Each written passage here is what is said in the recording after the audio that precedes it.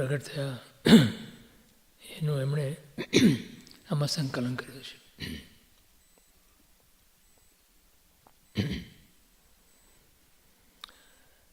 નામ આપ્યું એમણે આત્મ ઉત્થાનનો પાયો.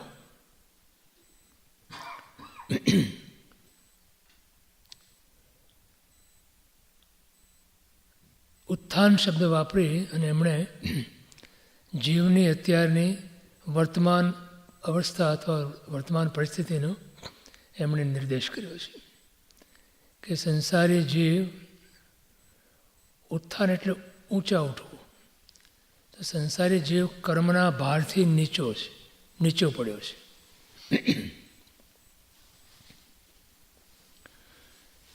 તો એ કર્મનો ભાર કેવી રીતે ઓછો કરવો, કર્મને સમજવું અને એ ભારરૂપ લાગવું. મોટા ભાગે તો આપણને ભારરૂપ લાગતું નથી. મોટો પ્રશ્ન તો મોટો કોયડો તો આ છે કે કર્મનો ભાર છે પણ આપણને ભાર જ નથી લાગતો. જેમ બળદ અને ગધેડા અને ઘોડા અને આ બધા પ્રાણીઓને ભાર વહેવાની ટેવ પડી ગઈ હોય, દરરોજ કરતા હોય ને. પછી કોઈક દિવસ એને ભાર વગર જવું પડે તો એને મુશ્કેલી પડે. એવી રીતે આપણને પણ અનાદિકાળથી આ ભાર સહન કરી અને એવી ટેવ પડી ગઈ છે કે જો જરાક ભાર ઓછો થયો તો આપણને પણ ગમતું નથી. એટલે થોડા હળવા થઈએ આપણે તો આપણને જરાક ગમતું નથી. તો એવા હળવા થઈએ તો ઉપર ઉઠીએ ને. ભારથી નીચે જાય, હળવા થાય તો ઉપર ઉઠે. તો ઉપર ઉઠવાનો માર્ગ ઉત્થાનનો માર્ગ. આત્માને ઉત્થાન એટલે ઉપર ઉઠવાનો માર્ગ, આધ્યાત્મિક વિકાસનો માર્ગ. અને ત્રીજો શબ્દ એમણે વાપર્યો પાયો. પાયો એટલે બેઝ, ફંડામેન્ટલ્સ. એટલે આમાં એમણે પોતે આત્માના વિકાસ માટે, આત્માને ઉપર ઉઠવા માટેના ફંડામેન્ટલ્સ બતાવ્યા છે. આ જ્યાં સુધી ક્લિયર ન થાય, ફંડામેન્ટલ્સ ક્લિયર ન થાય ત્યાં સુધી આગળની વાત સમજાય નહીં. માટે આપણે પહેલાં ચેપ્ટરની અંદર અથવા પહેલાં જે પ્રકરણની અંદર આત્માના વિકાસ માટેના, સંપૂર્ણ વિકાસ માટેના જે વાતો કરી, ત્યાર પછી એમણે આ જે બીજું ચેપ્ટર છે એનું નામ આપ્યું એમણે જ્ઞાન ક્રિયાભ્યામ મોક્ષ. આપણે એની કોપી નથી બનાવી. હા, એટલે આની બનાવી હતી. અચ્છા, તો જો હોય તો થોડુંક ઇઝી પડશે.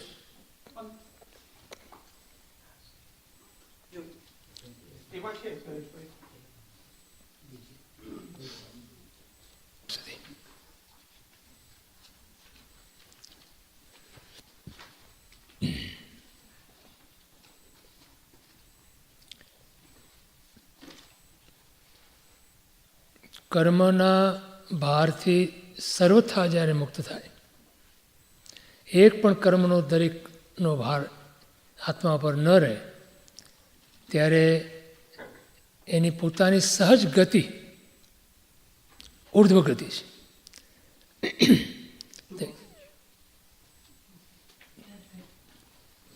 તો ઉર્ધ્વ ગતિથી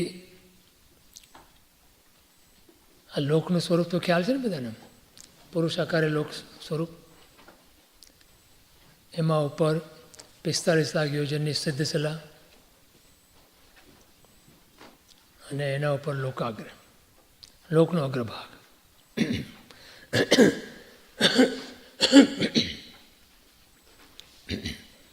તો લોકના અગ્રભાગ સુધી જીવ જ્યારે જાય ત્યારે મુક્ત જીવ કહેવાય.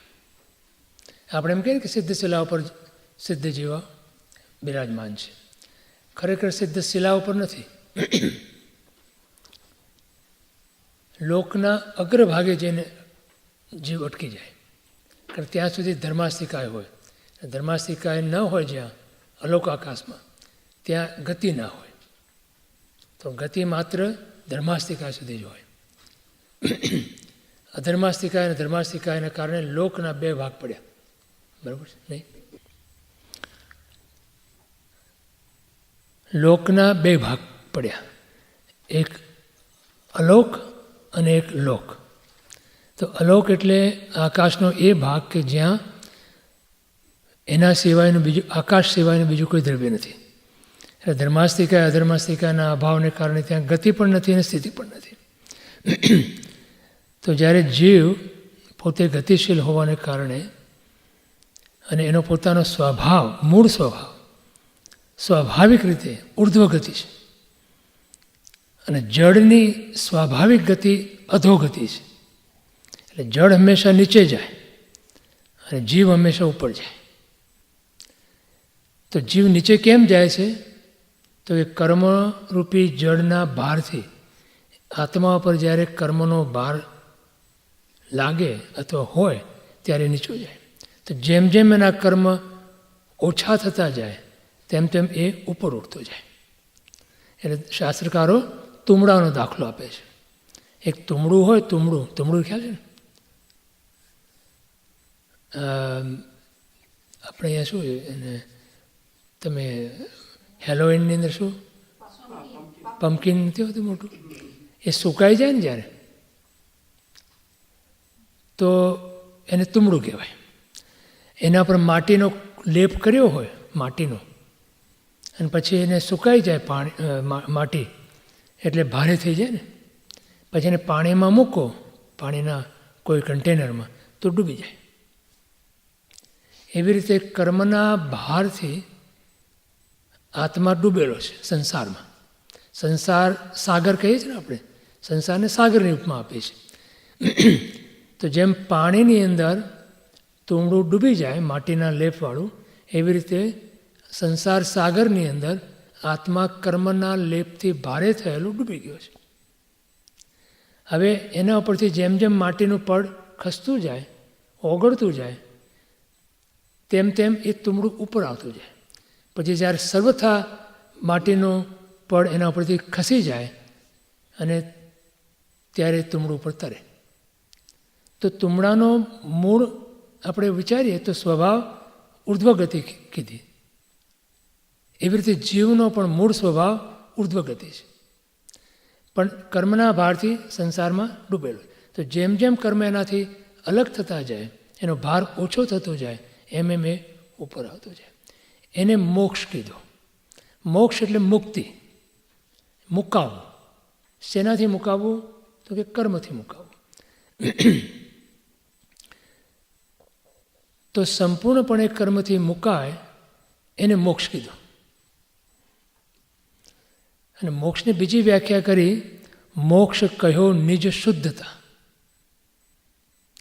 પોતાની શુદ્ધિ, એટલે જેમ તુમડાની શુદ્ધિ થઈ ગઈ માટીના લેપથી, જ્યારે તુમડું પોતે શુદ્ધ થઈ ગયું, માટી વગરનું થઈ ગયું, તો એ પોતે તર્યું.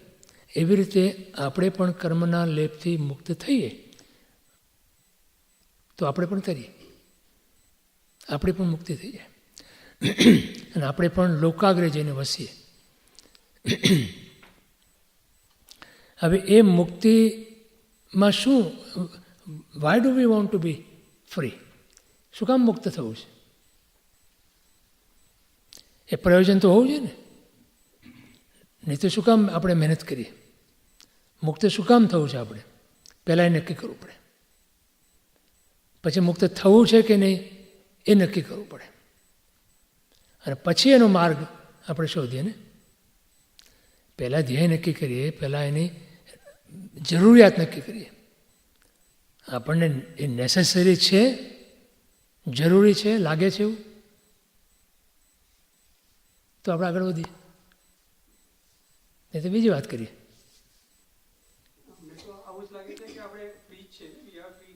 હા હા, આપણને કેવું લાગે છે? ફ્રી કન્ટ્રીમાં રહીએ છીએ, વી આર ફ્રી. ખરું લાગે છે? છીએ ફ્રી? આપણે મુક્ત લાગીએ છીએ આપણી જાતને? બોલો. કર્મના બંધનને તો એક બાજુ મૂકી દઈએ, સંસારના બંધનો કેટલા છે વિચારો.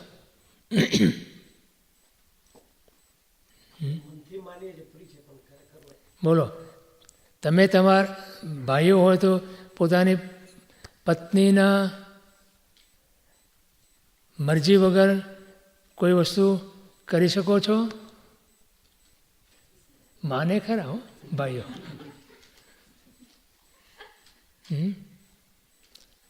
દરવાજા પર જ્યારે બેલ મારી, ભાઈ બહાર આવ્યા અને ઓલા ભાઈ કીધું હું સર્વે કરવા આવ્યો છું, તો આ ઘરની અંદર જે બોસ હોય ને એનું મને નામ જોઈએ છે. તો કોણ છે બોસ? તો કે ઊભા રહો કે હું મારી પત્નીને પૂછીને આવું. શું કીધું? આવી સ્વતંત્રતા છે આપણી. અને આપણે માનીએ છીએ શું? હું સ્વતંત્ર છું. ભાઈ શું કહે છે કે હું ફ્રી છું. પૂછ્યું તું? હા, એ જ પ્રમાણે બહેનો માટે, એ જ પ્રમાણે દીકરા દીકરી મા બાપ જે સંબંધ છે ને આપણા, એ સંબંધથી આપણે જકડાયેલા છીએ. સમાજની વ્યવસ્થાથી જકડાયેલા છીએ, ખરું? કાયદાથી જકડાયેલા છીએ, સરકારના નિયમોથી જકડાયેલા છીએ. કયો મને, ક્યાં ફ્રી છો? ક્યાં મુક્ત છીએ આપણે? અને ફ્રી હોય તો ટેન્શન ન હોય. કેટલું ટેન્શન લઈને ફરીએ છીએ છે ને? નથી મુક્ત આપણે. અને આ બધાની પાછળનું કારણ આપણા પોતાના કર્મ. આપણે પૂર્વે બાંધેલા કર્મ એ આપણને એવી રીતે ઉદયમાં આવ્યા છે કે જે ઉદયને કારણે, જે કર્મના ઉદયને કારણે આપણને આ બંધનો છે. તો મૂળ બંધન શું થયું? મૂળ બંધન આપણને કર્મનું બંધન છે. અને કર્મનું બંધન કેમ થયું આપણને? મૂળમાં આપણે પોતે બંધન કર્યું છે. કર્મ બાંધ્યા કોણે? તો તમે કહો કે ઓલા વાલ્મીકીનો દાખલો ખબર છે? રામાયણ જેણે લખી ને, વાલ્મીકી રામાયણ ખબર છે ને? એ વાલીઓ ચોર હતો પહેલાં. જે આવે તેને જંગલમાં લૂંટે. એમાં કોઈ સાધુ સંતની નીકળ્યા હશે, સાધુ સંત બે ચાર, એમને લૂંટવા બેઠો. એને પૂછ્યું કે તું અમને લૂંટવા બેઠો છે તો ભલે, તું વાંધો નથી એનો, અમારી પાસે તો કંઈ છે નહીં, છતાં તારે જે જોઈએ લઈ જાય અમારું, પણ એક વાત તું પૂછ કે તું શેના માટે કરે છે? તો કે મારે આવું પાપ શું કામ કરે છે? તો કે મારે બૈરી છોકરા ઘરે છે એમના માટે હું કરું છું, એમને મારે ભરણ પોષણ કરવું પડે ને. એટલે એને પૂછ્યું કે તું આ જે પાપ કરે છે એ પાપની અંદર એ બૈરી છોકરા તારા જે છે એ એમાં ભાગીદાર થશે? જ્યારે પાપનું ફળ આવશે ભોગવવાનું, ત્યારે એ લોકો તને એમાં ભાગીદારી નોંધાવશે અને પાપનું ફળ એ પણ ભોગવશે ને? તો કે જરૂર, એમના માટે કરું છું તો એ મારા પાપના ભાગીદારી બને કે નહીં? તમે શું જવાબ આપો? હે? જો અત્યારથી ના પાડી દીધી. વાલીઓ કહે કે હું પૂછ્યા આવું ઘરે જઈને, તો કે પહેલાં પૂછ્યા આવતું કે પછી આવીને અમે લૂંટી લા, અમે ઊભા છીએ. તો કે ના, એમ તમે ઊભા ના, તમે જતા રહ્યો તો દોરડાથી બાંધે છે ને ઝાડની સાથે. પછી જાય છે ઘરે પૂછવા, બૈરા છોકરાને પૂછે છે કે આ કોઈ સાધુ સંત મળ્યા છે, એમ કહે છે કે આ હું જે કરું છે પાપ કહેવાય અને પાપનું ફળ મારે ભોગવવું પડે ને, એ દુઃખ. તો એ દુઃખના ભાગીદાર તમે થશો ને, તમારા માટે તો કરું છું. બૈરા છોકરાએ શું જવાબ આપ્યો? તમે જવાબ આપ્યો એ જવાબ આપ્યો. તમે જે જવાબ આપ્યો એમણે જવાબ આપ્યો. એ કે ભાઈ તારી જવાબદારી છે અમને ભરણ પોષણ કરવાની. તું ગમે તે રીતે કરે, તું પાપ કરે કે પુણ્ય કરે, અમારે નહીં જોવાનું. અને તું પાપ કરે તો તું ભોગવ, અમે શેના ભોગવીએ? બોલો, શું દશા થઈ હશે એની? ચોંકી ગયો, ગયો ગુરુ પાસે, સંત પાસે, છોડ્યા એમને, પગે પડી ગયો. હવે ઘરે પાછો ના જાઉં કે બેસી ગયો. સાધના કરવા બેસી ગયો ત્યાં ઝાડ નીચે. એવી સાધના કરી કે આજુબાજુ રાફડો થઈ ગયો કીડીઓનો. કીડી હોય ને, કીડીઓનો રાફડો બનાવે, ખબર છે તમને? આખું માટી જેવું હોય, માટીનો રાફડો કહેવાય ને. આખો વાલીઓ પોતે એનાથી ડટાઈ ગયો, ત્યાં સુધી બેસી ગયો ધ્યાનની અંદર. વાલ્મીકીનો અર્થ એ છે, રાફડો, કીડીનો રાફડાનો વાલ્મીકીનો અર્થ. એટલે એ વાલ્મીકી કહેવાના, ઋષિ વાલ્મીકી, કે જેમણે પછી રામાયણની રચના કરી. એમનું આ રીતે એમનો ઇતિહાસ છે. તો પાપ આપણે કરીએ સંસારના બંધનો માટે, અને બંધાઈએ આપણે, પછી આપણને એનું ફળ જ્યારે મળે ત્યારે ફળ આપણને, પાપનું ફળ હંમેશા દુઃખ હોય. દુઃખ નથી ગમતું. પાપસ્ય ફલમ ન ઈચ્છન્તિ. પાપનું ફળ આપણે ઈચ્છતા નથી, કારણ કે દુઃખ છે. અને છતાંય પાપમ કુર્વતી, પાપ કરી જાય છે. પુણ્યસ્ય ફલમ ઈચ્છન્તિ. પુણ્યનું ફળ સુખ છે, સુખના સાધનો છે, સુખ તો નથી, સુખના સાધનો. અને પુણ્યમ ન ઈચ્છન્તિ. પુણ્ય કરવું ગમતું નથી. પુણ્યના ભગવાને 9 પ્રકાર બતાવ્યા. એ 9 પ્રકારમાંથી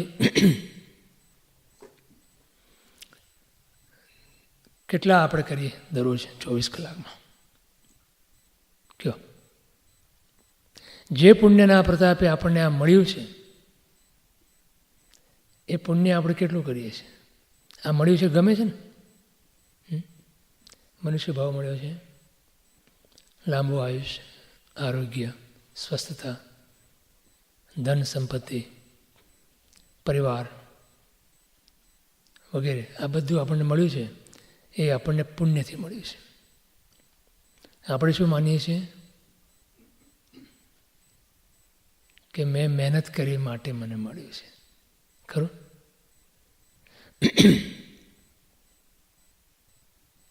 કેટલા જણા એમ માને છે કે આ આપણને પુણ્યથી મળ્યું છે, મહેનતથી નથી મળ્યું? બોલો. ઇટ્સ વેરી હાર્ડ ને. હું તમને એમ કહું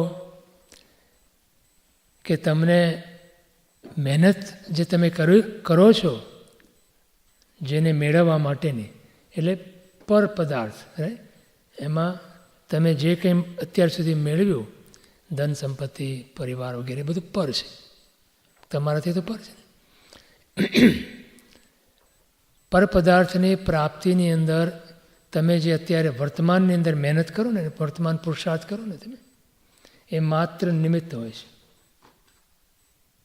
એનું ઉપાદાન કારણ નથી, એનું મૂળ કારણ નથી. તમને મળવું એ તમારા પુણ્યને આધીન છે. અને તમે જે અંદર મહેનત કરો, તો તમે કહો મહેનત વગર થોડું મળે. આ તમારે ભૂખ લાગી હોય તો તમારે રસોઈ તો બનાવવી પડે ને, રોટલી દાળ ભાત શાક બનાવવા પડે ને. એ તમે એમ કહ્યું કે એમને તમે બેસીને તમે વિચાર કરો તો કંઈ તમને મળી ના જાય. ખરું? તો જે મહેનત કરો તમે એ માત્ર નિમિત્ત છે. તમને મળવું ન મળવું એ તમારા પુણ્યને આધીન છે.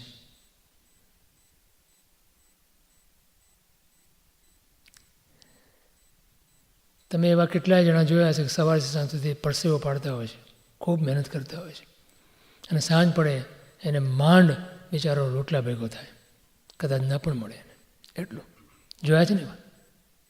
તો જો મહેનતનું ફળ જો બધાને મળતું હોય તો તમે જે મહેનત કરો એવી તમે જે મહેનત કરો બધા જો મહેનત એવી સરખી કરે તેનું ફળ સરખું આવવું જોઈએ ને.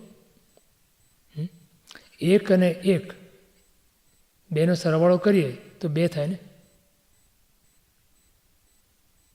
એ તો સીધો હિસાબ છે ને. તો તમે જે મહેનત કરો એવી બધા જ જો મહેનત કરી એક સરખી, તો એનું ફળ એક સરખું આવવું જોઈએ ને. તમે જોયું છો ક્યારે એક સરખું આવે એવું? તો શું કયું ફેક્ટર હતું એની અંદર કે જે that was a deciding factor?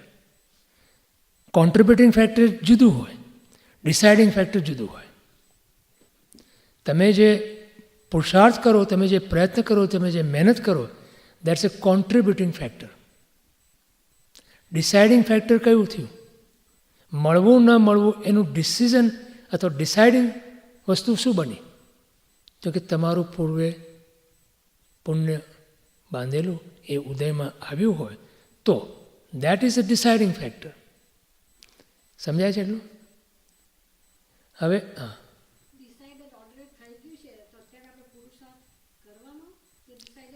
નહીં, પુરુષાર્થ તો કરવાનો, કારણ કે આપણને ડિસાઇડ શું થયું છે ખબર નથી.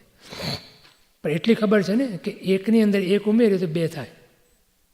તો આપણે એ હિસાબ આપણને ખબર છે કે આમ કરવાથી આમ થાય, એમ ખબર છે ને.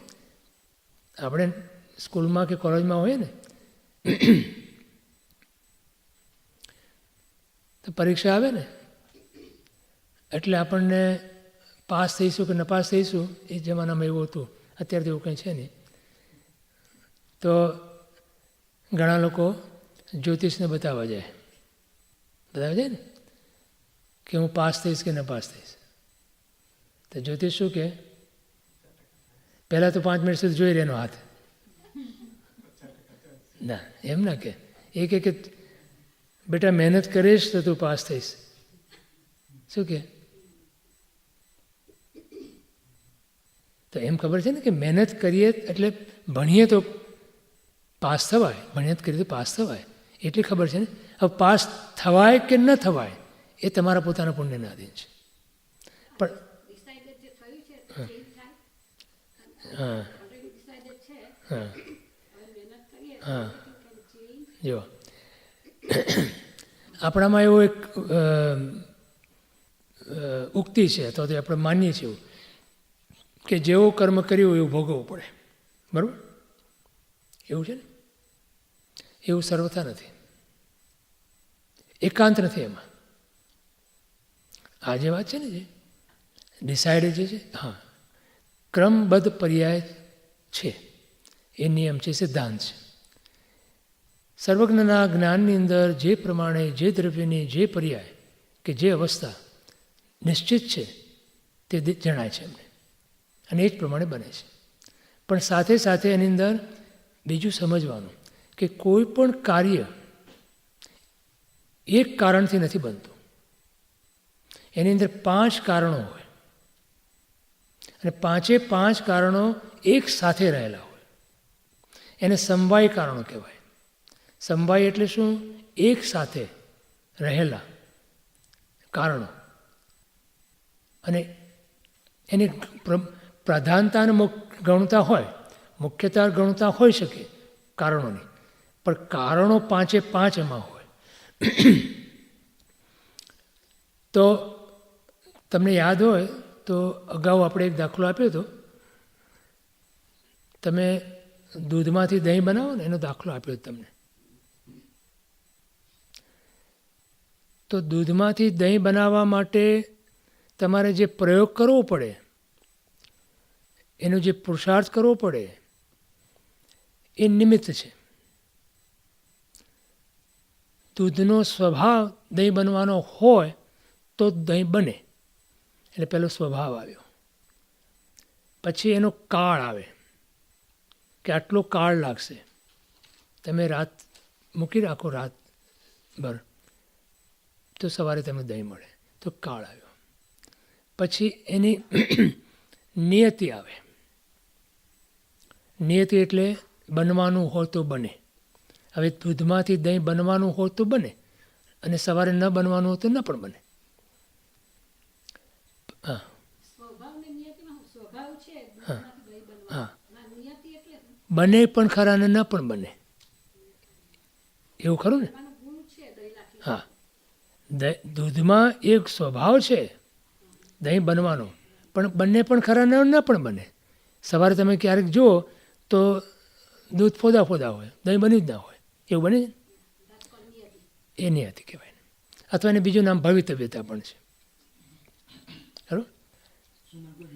ભવિતવ્યતા ભવિતવ્યતા ભવિતવ્યતા ભવિતવ્યતા. તો એ થયું. એટલે પહેલાં શું આવ્યું? સ્વભાવ આવ્યો, કાળ આવ્યો, નિયતિ આવી, ઉદ્યમ એટલે પુરુષાર્થ આવ્યો, ખરું, અને પ્રારબ્ધ. તમારા પ્રારબ્ધમાં એ દહીં હોય વાપરવાનું તો બને, નહીં તો ના બને. આ પાંચે પાંચ કારણો એની અંદર કોઈ પણ કાર્યના નિષ્પત્તિની અંદર, કોઈ પણ કાર્યની અંદર હોય. સમજાયું? આ પાંચ કારણો વગર કોઈ કાર્ય બને નહીં. દરેક કાર્યની અંદર પાંચે પાંચ સમવાય કારણો કહેવાય ને હોય. હવે હાજી કર્મ. પ્રારબ્ધ એટલે કર્મ. પ્રારબ્ધ એટલે કર્મ.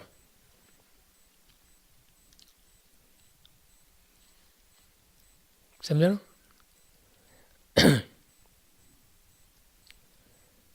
તો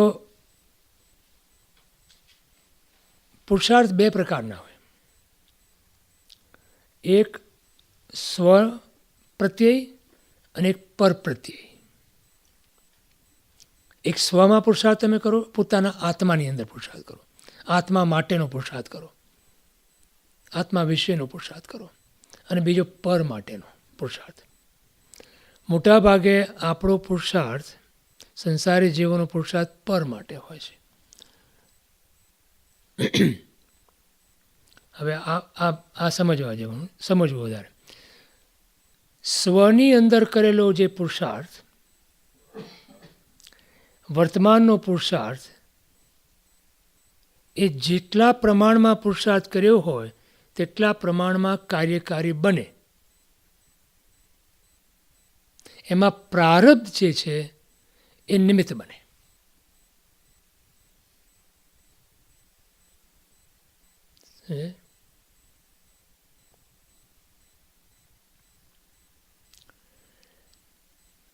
પરમાં કરેલા પુરુષાર્થ, વર્તમાનનો,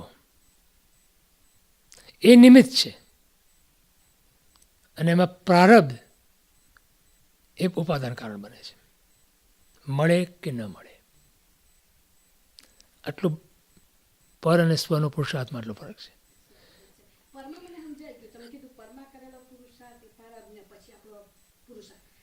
પુરુષાર્થ નિમિત્ત છે. આપણો પરમાં કરેલા પુરુષાર્થ એ પરની અંદર આપણને પ્રાપ્તિ થાય કે ન થાય એમાં માત્ર નિમિત્ત છે. પુરુષાર્થ આપણો, આપણી મહેનત, આપણો પ્રયત્ન, આપણે જે પ્રયત્ન કરીએ ને પરની અંદર, એટલે પરને મેળવવા માટે, પરની અંદર ફેરફાર કરવા માટે વગેરે, આ બધા જે પરમાં કરેલા પુરુષાર્થ, પ્રયત્નો, એ આપણા તે વખતે આપણે જે કરીએ એ માત્ર નિમિત્ત છે. પરમાં ફેરફાર થવો ન થવો, પરની પ્રાપ્તિ થવી ન થવી, એ પ્રારબ્ધને આધીન છે.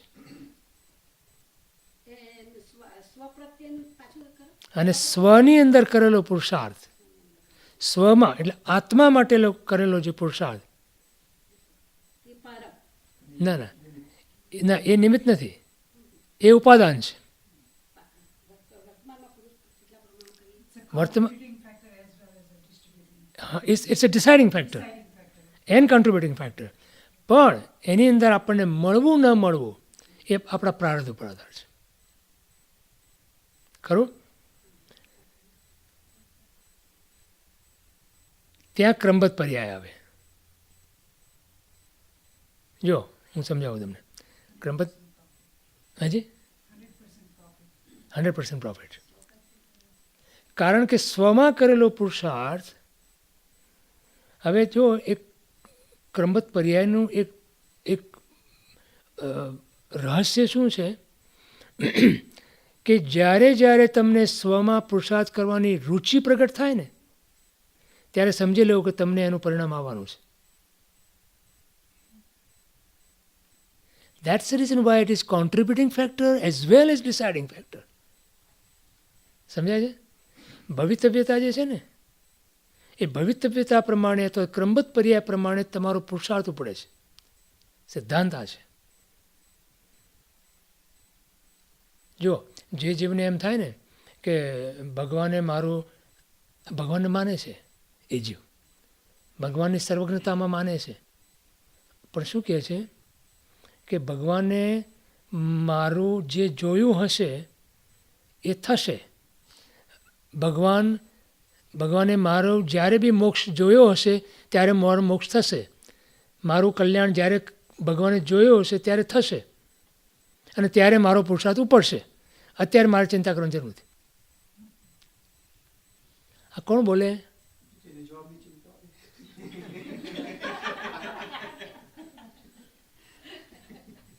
સમજાયું?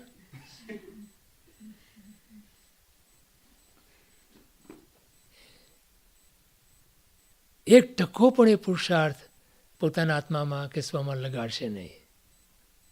એનો અર્થ શું થયો? એનું ભવિતવ્ય જેવું છે.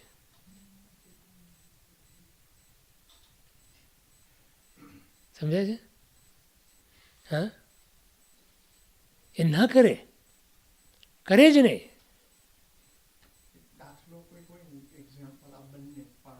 હા, આપો. રાઈટ. જો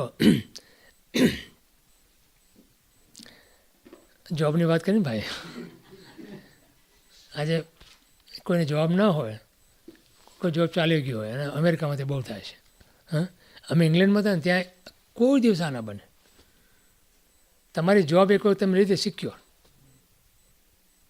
તમારે છોડવું હોય છોડો, બાકી તમને છોડે નહીં કોઈ, તમને છૂટા ના કરી શકે. ત્યાંના લેબર લોઝ એવા છે.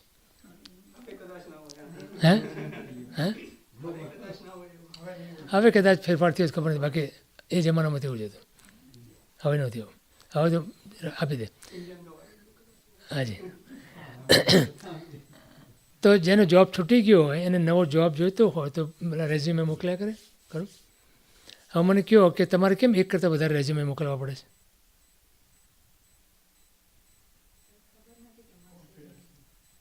ખરું?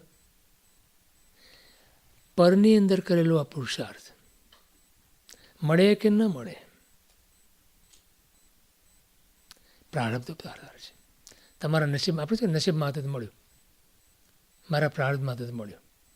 જો નસીબમાં ન હોય, નસીબ એટલે પ્રારબ્ધ પૂર્વકર્મ. જો ન હોય તો તમે 100 રેઝ્યુમે મોકલો, પણ એ બધા કચરા પેટીમાં જાય. અને જો તમારો નસીબ હોય તો તમારે એક પણ રેઝ્યુમે મોકલ્યા વગર તમને સામો આવે ફોન. તમે શું કહો, તો શું માનો છો? મેં તો જ્યારે મારો જૂનો જોબ હતો ને, મેં એવું નેટવર્કિંગ કર્યું હતું કે મને સામેથી આવી જાઓ. શું કહો છો આપણે? હે, આપણે એવું છે કે સારું થાય ને તો ક્રેડિટ આપણે લેવી હોય છે. હા, બેનો રસોઈ બનાવે, નવી વાનગી બનાવી હોય તો ભાઈનું બી આવે છે. તમે ખુશ નહીં થતા.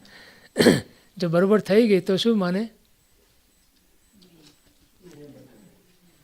મારી હોશિયારી મનમાં થાય એમ.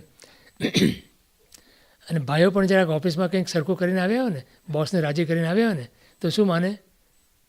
જોઈ લો, આજે તો બોસને બી દેખાડી દીધું. ખરું?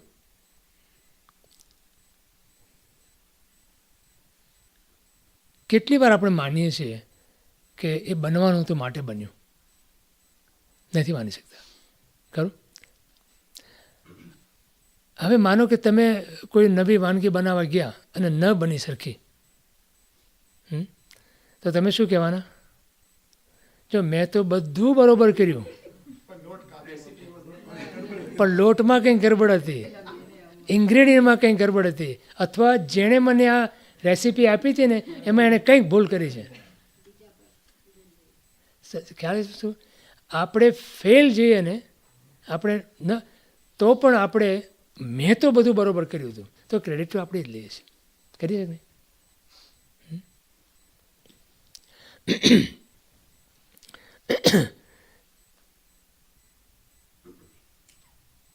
અપરનો સ્વની અંદર કરેલો પુરુષાર્થ, એટલે આત્મા માટેનો કરેલો પુરુષાર્થ, આત્માની શુદ્ધિ માટેનો કરેલો પુરુષાર્થ યત કિંચિત પણ હોય, ઓછો પણ હોય, જરાક પણ હોય, તો પણ જેટલી શુદ્ધિ તમે કરવા માટેનો જે પ્રમાણેનો પ્રયોગ કર્યો એ પ્રમાણે તમારે બનવાનું છે.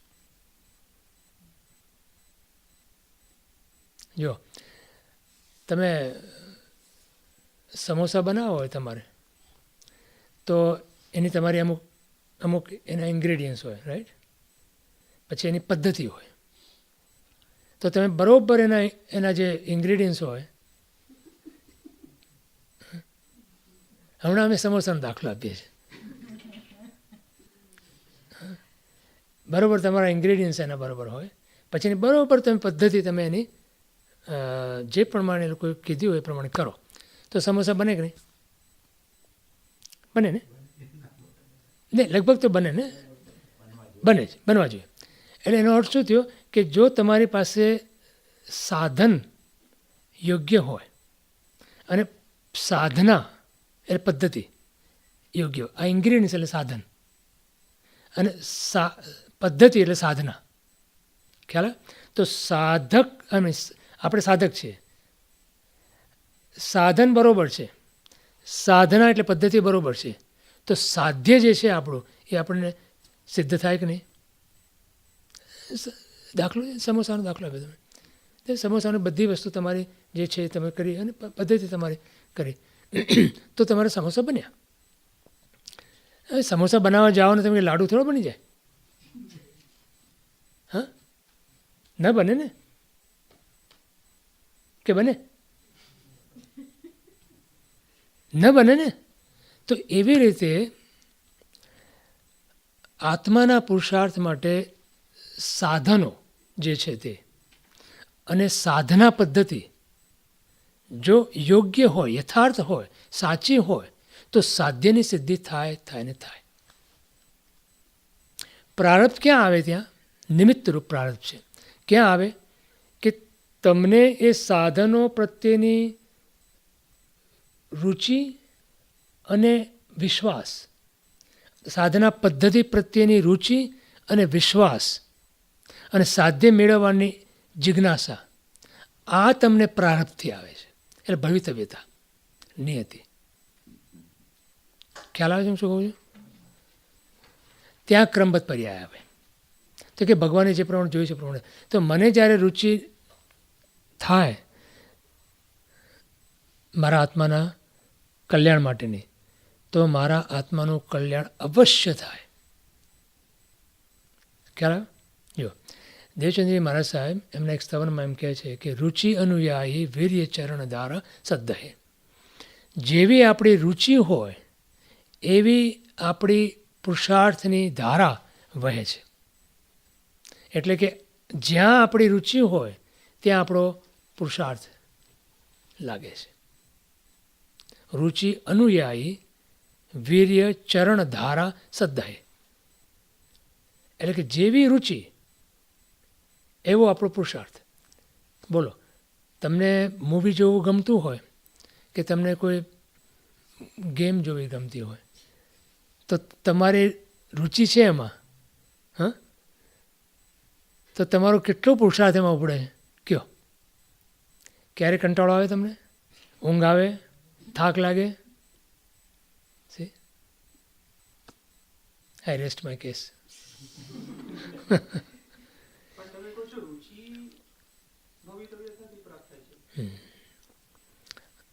એ ભગવાનના જ્ઞાનનો વિષય છે. આપણે આવીએ ત્યાં. હવે જો આપણે એમ માનીને બેસી રહીએ કે ભગવાનના જ્ઞાનનો વિષય છે ભવિતવ્યતા, તો 5 સંભાવી કારણોની અંદર 4 કારણો પ્રભુના સર્વજ્ઞ ભગવાનના જ્ઞાનનો વિષય છે. 4 કારણો: સ્વભાવ, નિયતિ, પ્રારબ્ધ અને કાળ. આ 4 વસ્તુ પ્રભુના જ્ઞાનનો વિષય છે. આપણા જ્ઞાનનો વિષય માત્ર પુરુષાર્થ છે, કારણ કે આપણે એટલું જ કરી શકીએ. તો હવે શું કરવાનું? જે આપણા ખ્યાલ આવે? જે આપણા હાથમાં છે, જે આપણા કંટ્રોલમાં છે એ આપણે કરવાનું. જે આપણા કંટ્રોલમાં નથી એને નહીં કરવાનું, એને છોડી દેવાનું. એની મેળે આપોઆપ આવે. સમજ્યા છે? તો આપણો કંટ્રોલ, હવે આપણો કંટ્રોલ આપણા પોતાના ઉપર છે, એટલે પોતાના પુરુષાર્થ ઉપર છે. તમારે કેટલો પુરુષાર્થ કરવો એ તમારા કંટ્રોલમાં છે. આપણે ઘણી વખત એમ લાગે કે મારાથી થતું નથી, એમ થાય ને, એવું લાગે ને આપણે.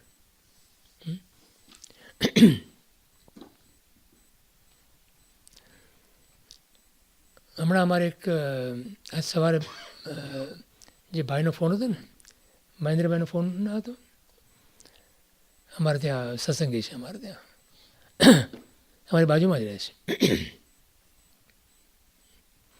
એમને શુગરનો પ્રોબ્લેમ છે અને બ્લડ પ્રેશરનો બી પ્રોબ્લેમ છે, ટ્રાયગ્લિસરાઇડનો બી પ્રોબ્લેમ છે, અને પોતે કાંઈ પણ તપ મોટાભાગે નથી કરી શકતા. બેસણું પણ માન કરી શકે એવી રીતે. આયંબેલ તો કરી જ ના શકે, અને હમણાં આયંબેલની હોળી ચાલે છે. રવિવારે નક્કી કર્યું એમણે. હમણાં સ્વાધ્યાયમાં થોડો વખત એ વાત ચાલી હતી, તો મેં કીધું જ્યાં સુધી આપણે એમ કહીએ ને કે હું નથી કરી શકતો કે હું કરું, ત્યાં સુધી આપણાથી ન થાય.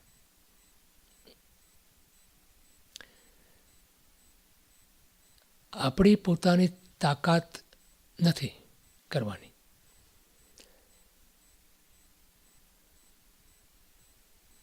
પરમાત્મા સર્વશક્તિમાન છે.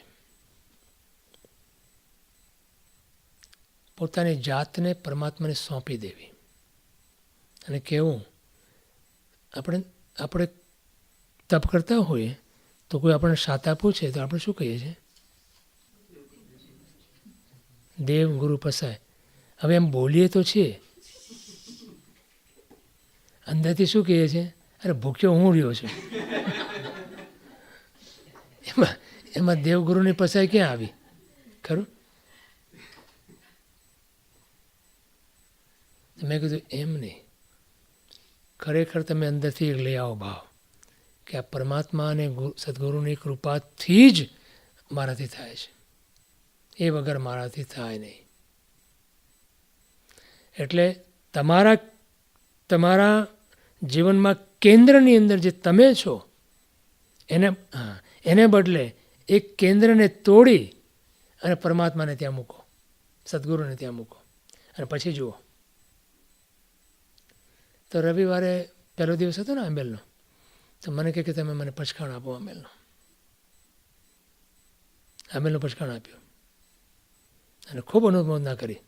અને મેં કીધું જો પરમાત્માને સોંપી દેજો તમારું, તમે નથી કરતા, પરમાત્મા તમને શક્તિ આપે છે કરવાની. એટલું સરસ આંબેલ થયું અમને. જિંદગીમાં આંબેલ નથી કર્યું એમણે.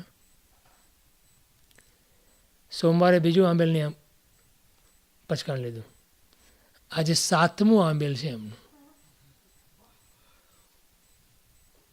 કોણે કર્યું? કયો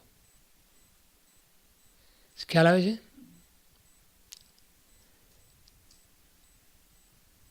તમે જ્યાં સુધી એમ માનો ને કે હું કરી શકું, ધર્મ પણ હું કરી શકું, ત્યાં સુધી તમે નથી કરી શકતા. કોઈ પણ વસ્તુ ધર્મની અંદર હો કે સંસારની અંદર હો, આપણી તાકાત કેટલી, આપણી શક્તિ કેટલી? આત્મા અનંત શક્તિધારી છે. આત્માની શક્તિ કેટલી છે ખબર છે? આપણે હમણાં સ્તુતિ બોલ્યા ને, મોક્ષ માર્ગસ્ય નેતારમ ભેતારમ કર્મ ભૂભૃતામ.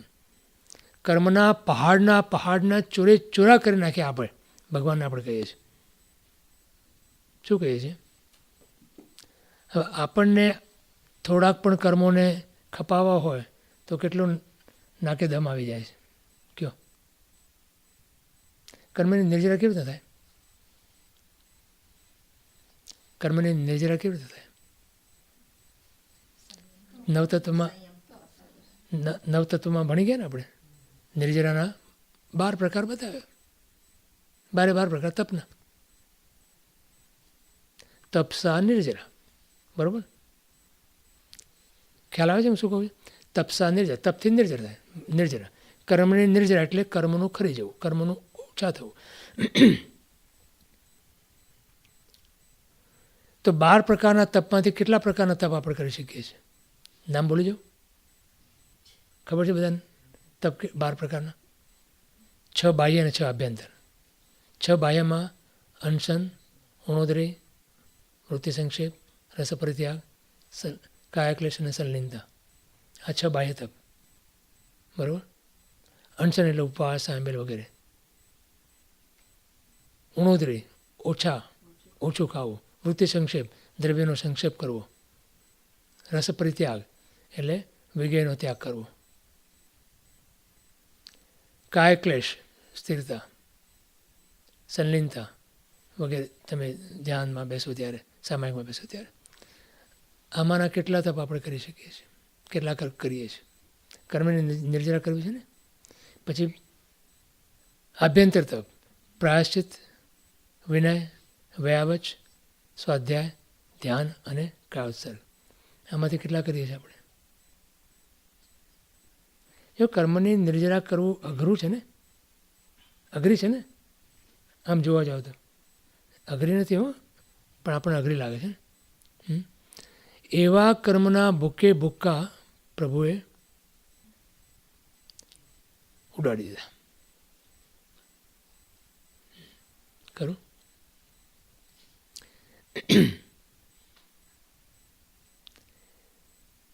આત્માની કેટલી શક્તિ છે. આપણો પણ આત્મા એવો શક્તિશાળી છે કે આવા કર્મના પર્વતના પર્વત જેટલા કર્મોને ભૂકે ભૂકા કાઢી શકે. હવે એક જ તમને એનો દ્રષ્ટાંત રૂપે આપણે જો વિચારીએ તો અનાદિકાળથી અનંતા કર્મો આપણા ઉપર છે. અનાદિકાળથી અનંતા કર્મો એક એક આત્માના પ્રદેશ ઉપર, અને આત્માના અસંખ્ય પ્રદેશ છે. એક એક પ્રદેશ ઉપર અનંતા કર્મો છે. ખરું? તો એક જીવ ઉપર કેટલા કર્મો હશે? અનંતા અનંત કર્મો. ખરું? એક અંતર્મુહૂર્તની અંદર, અંતર્મુહૂર્ત એટલે 48 મિનિટની અંદર,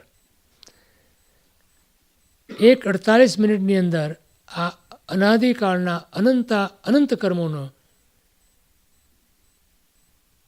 બાળીને ભસ્મીભૂત કરવાની આત્માની તાકાત છે.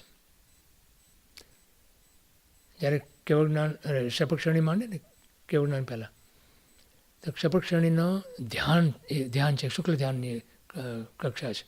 એ શુક્લ ધ્યાનના 48 મિનિટની અંદર અનાદિકાળના અનંતા કર્મોને બાળીને ભસ્મીભૂત કરવાની આત્માની તાકાત છે. ખરું?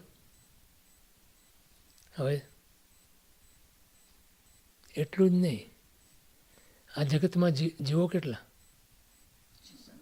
હા, નહીં, લોકની અંદર, સંસારની અંદર અનંત જીવો. એ અનંત જીવોના કેટલા કર્મો? અનંત, કોઈ હિસાબ નથી કરી શકે. ખરું? બધાય જીવોના અનંત કર્મો એક આત્મામાં સંક્રમી જાય, એટલે આવી જાય. એ બધા કર્મોનું 48 મિનિટની અંદર એક શુક્લ ધ્યાનની જ્વાળાની અંદર બાળીને ભસ્મીભૂત કરવાની તાકાત છે એક આત્મામાં. ખ્યાલ આવે? Can you imagine that?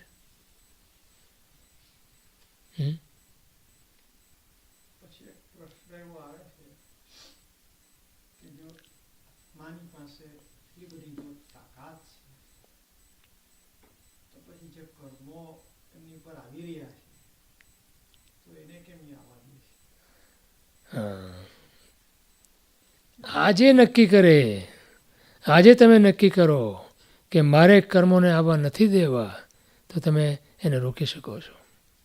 કર્મની પોતાની કોઈ સ્વતંત્ર સત્તા નથી, તાકાત નથી. કર્મ એ સ્વતંત્ર નથી, આત્મા સ્વતંત્ર છે. કર્મ સ્વતંત્ર નથી. કર્મણ વર્ગણા જે છે ને એ સ્વતંત્ર છે. પણ કર્મણ વર્ગણા તમને કાંઈ કરી ના શકે. જો સિદ્ધ પરમાત્મા છે ને ઉપર લોકાગ્રે, કર્મણ વર્ગણા ક્યાં છે? આખા લોકમાં. બરાબર? એ તો ખબર છે ને. કર્મણ વર્ગણા આખા લોકની અંદર, વર્ગણા એટલે ખ્યાલ ને જથ્થો, કર્મણ એ પૂતગળ છે, જડ છે. તો કર્મણ વર્ગણા આખા લોકની અંદર ઠાંસી ઠાંસીને ભરેલી છે. તો સિદ્ધ પરમાત્મા જ્યાં છે લોકાગ્રે, ત્યાં કર્મણ વર્ગણા ખરી કે નહીં? પણ સિદ્ધ પરમાત્માને એક પણ કર્મણ વર્ગણાનો એક પણ દલિક કર્મરૂપે પરિણમતો નથી. ખરું? તો એનો અર્થ શું થયો કે કર્મ એ પોતે બનાવેલી વસ્તુ છે, સ્વતંત્ર એક્ઝિસ્ટ નથી થતી. It doesn't exist independently. કર્મ એ આપણે બનાવીએ છીએ. કર્મણ વર્ગણા ઉપર આપણે ભાવ કરીએ ને, એ ભાવ પ્રમાણે કર્મણ વર્ગણા એટલે કર્મમાં પરિણમવાની જેનામાં ક્ષમતા છે, કેપેબિલિટી છે, એવી કર્મણ વર્ગણા આપણા તરફ આકર્ષાય છે. આપણે એને આકર્ષીએ છીએ આપણા ભાવથી અને એને કર્મરૂપે પરિણામ આવીએ છીએ. અને કર્મરૂપે પરિણમે એટલે આપણે સાથે જોડાઈ જાય છે. સમજાય છે એટલું? તો એનો શું થયો કે તમે જે ભાવ આપ્યો, તમે જે એને મહત્ત્વ આપ્યું, જેટલું એને અધિકાર આપ્યો, જેટલી એટલે સત્તા આપી, એ પ્રમાણે એ કર્મ બને. એટલે તમે કર્મના બનાવનાર થયા. કર્મ સ્વતંત્ર નથી, સ્વતંત્રપણે એક્ઝિસ્ટ થતું નથી. જેવું તમે કર્મ બનાવો એવું એ કર્મ બને. પછી ઓલો દાખલો આપ્યો હતો ને, તમને યાદ છે? એક રાજાનો મંત્રીનો અંગૂઠી આપી હતી. શાબાશ. બરાબર? તો તમારે કરવાનું માત્ર શું? એ અંગૂઠી લઈ લેવાની, એ મુદ્રા લઈ લેવાની એની પાસેથી. તો કર્મ પાસે પોતાની તાકાત નથી. તો તમે આજે નક્કી કરો કે મારે કર્મને આવવાનું, એટલા માટે 57 પ્રકારના સંવર બતાવ્યા. મુખ્ય 6 પ્રકારના સંવર. બરાબર? સંવર એટલે ખબર ને, કર્મને આવતા રોકવા. તો એના માટે 6 મુખ્ય પ્રકાર બતાવ્યા અને પેટાભેદની અંદર 57 થયા. યાદ છે નામ બધા?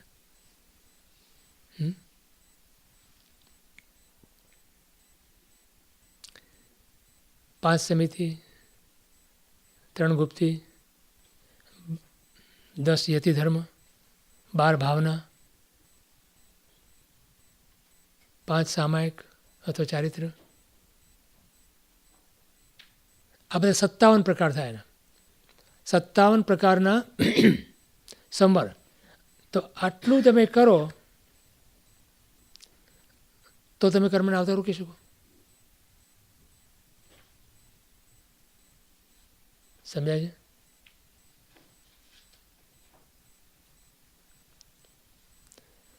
બોલો, આમાં કઈ વસ્તુ અઘરી છે?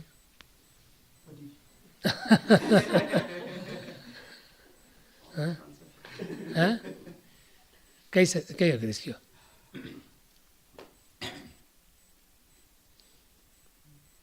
કઈ અઘરી છે?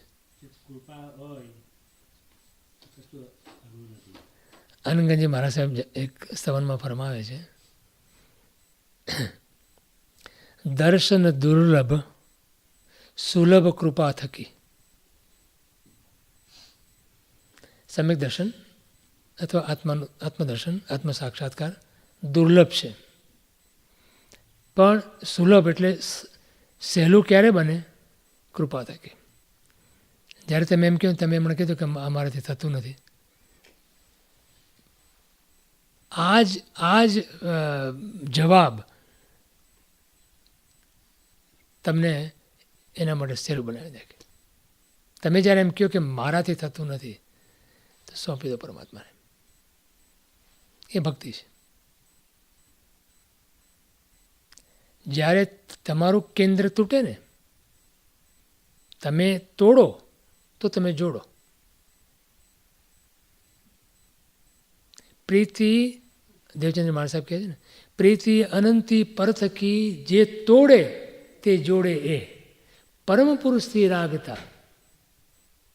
તો કે અનાદિકાળથી જીવે અનંતી પ્રીતિ પરમાં કરી છે, અને એ તોડે, પણ હવે આપણને એ તૂટતી નથી. એટલે આચાર્ય મહારાજ એમ કહે છે કે ભાઈ ચલો, એ તમને અઘરું લાગે છે ને, તો પહેલાં જોડો પરમાત્મા સાથે, તો આ તૂટી જશે. એક અરણિક મુનિની વાત કરી હતી અહીંયા. અરણિક મુનિ ગુરુ પાસે ખૂબ સાધના કરી ગુરુના માર્ગદર્શન હેઠળ અને ગુરુની કૃપાથી. પછી જ્યારે એમને એમ લાગ્યું પોતાને કે હવે હું બરાબર થઈ ગયો છું સાધના કરીને, હવે હું મારી મેળે કરી શકીશ. એટલે અરણિક મુનિ ગુરુથી અલગ થઈ અને પોતે સ્વતંત્ર એકલા સાધના કરવા ચાલ્યા ગયા. બળ તો ઘણું હતું, આટલી બધી સાધના કરી હતી ગુરુ પાસે, એટલે પણ અશુભનો ઉદય એવો આવ્યો, એવો કોઈ પાપનો ઉદય આવ્યો, અને કોઈ ગણિકાને ત્યાં પોતે લપટાઈ ગયા, ટકી ના શક્યા. પછી જ્યારે થોડો વખત પછી જ્યારે એમને ભાન થયું કે હું શું કરી રહ્યો છું, એટલે ખૂબ પસ્તાવો થયો અને દોડ્યા સીધા ગુરુના પાસે. ગુરુના ચરણે પડીને કીધું કે મને બચાવો. ગુરુ જાણતા હતા, ગુરુ જ્ઞાની હતા, એને ખબર હતી કે આ ઠોકર વાગવાની છે ને. પછી એને ઓફકોર્સ ગુરુએ માથે હાથ મૂકે છે એમનો, પછી એમની સાધના વેગવંતી બને છે. પણ જ્યારે એમને પોતાને વિશ્વાસ પોતાનામાં આવ્યો, આત્મવિશ્વાસ, એટલે પોતે કેન્દ્રમાં આવી ગયા. કેન્દ્રમાં પોતે આવ્યા એટલે ભગવાન ગુરુ બધા પરિધિમાં ચાલ્યા ગયા, અને કામ એમનું થયું નહીં, બગડ્યું. પછી જેવું એમનું કેન્દ્ર તૂટ્યું, પોતાનો વિશ્વાસ તૂટ્યો કે હું નહીં ટકી શકું ગુરુ વગર, ગયા ગુરુ પાસે. કેન્દ્ર તૂટ્યું, જોડાઈ ગયા પરમાત્માને ગુરુ સાથે, કામ થઈ ગયું. તો આપણને જ્યારે એમ લાગે ને કે મારાથી થતું નથી, ઇટ્સ ધ ફર્સ્ટ સ્ટેપ. નહીં તો હું કરું એ જ અજ્ઞાનતા, શકટનો ભાર જેમ સુવાનતા આણે. હું કરું એ પહેલાં મૂકી દેવાનું. હું કાંઈ ન કરી શકું કે પરમાત્માને સદગુરુની આજ્ઞા વગર અથવા એમની કૃપા વગર કંઈ ના કરી શકું. સાધક હોય ને, સાધક, એને માટે 99% પ્રભુની કૃપા, ગુરુની કૃપા, અને 1% એનો પુરુષાર્થ. વાત કરી હતી આપણે અગાઉ કે શું પુરુષાર્થ કરવાનો મારે. 99% તો પરમાત્માની અને ગુરુની કૃપા તે મારું કામ થાય છે, અને 1% મારે પુરુષાર્થ કરવાનો. તો 1% પુરુષાર્થ શું કરવાનો? હે? હા, પણ એ 1% શું પુરુષાર્થ કરવો? તો કે તું જ્યાં બેઠો છે ત્યાંથી પરમાત્માની સન્મુખ થવા માટે 1 ડગલું ભર. આ 1% પુરુષાર્થ કરો, પછી તેને પરમાત્મા ખેંચી જશે. આવી સાધના છે. તો એ જ્યારે તમારામાં, હમણાં તમે કીધું ને નથી થતું મારાથી, વાંધો નહીં. That's the first step you took. That's all you need to do. અને બાકીની કૃપા 99% પરમાત્માની. આ સાધક. ભક્ત શું કરે છે? ભક્ત, બોલો, ભક્ત એમ કહે છે કે મને 1% પણ પુરુષાર્થ નથી કરવો. મને ભક્તની વાત બહુ ગમે. એ કહે કે પરમાત્માની મને 100% કૃપા જોઈએ. મને પરમાત્માની 100%. હું તો અહીંયા જ્યાં બેઠો છું ત્યાં બેઠો છું. હું 1 ડગલું પણ ભરવાનું નથી. પરમાત્માને મને ઉપાડવો હોય તો ઉપાડી લે. હું નહીં ભરું એક ડગલું. આ ભક્ત છે, પણ એને શું કર્યું છે? સરવાળ પણ કર્યું છે. તોય ભક્ત છે, નહીં તો ભક્ત નથી. પ્રભુ પ્રત્યે, પરમાત્મા પ્રત્યે, સદગુરુ પ્રત્યે સરવાળ પણ કર્યું છે. હવે આમાં બહુ ધ્યાન રાખવાનું, નહીં તો જીવ બફમમાં રહી જાય અને ઊંધે રસ્તે ચડી જાય. કંઈ નથી કરવું એના માટે બહુ સારું થઈ જાય નહીં. એ માટે ગુરુગમ જોઈએ. ગુરુગમ વગર આ ન બની શકે. તારું સરવાળ પણ છે કે નહીં સંપૂર્ણ, એ તું ના કહી શકે, ગુરુ કહી શકે તારે. એટલે આ વસ્તુ સમજવી. સાધક માટે પણ મેં આ ડગલું ઉપાડ્યું છે એ પરમાત્મા સન્મુખ છે કે નહીં, એ જ માટે ગુરુગમ જોઈએ. માટે ગુરુનો મહિમા છે ત્યાં. ગુરુ પાસે આપણે શું લેવા જઈએ? હા, જ્ઞાન લેવા જઈએ એમ કીધું, અથવા આશીર્વાદ. જ્ઞાન લેવા જઈએ એમ કીધું. ગુરુ જ્ઞાન ના આપે. એક એના 4 રસ્તા હોય ને, એને કોર્નર હોય ને, એમાં એક ભિખારી બેઠો હતો એક પેટી ઉપર.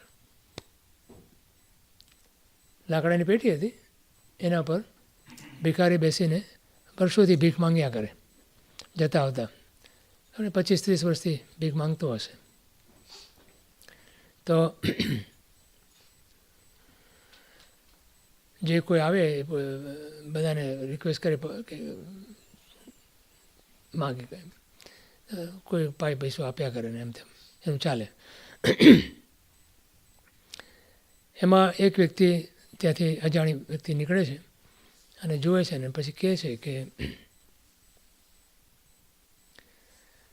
હું તને કંઈ આપવાનો નથી, પણ મારે તને એક પ્રશ્ન પૂછવો છે.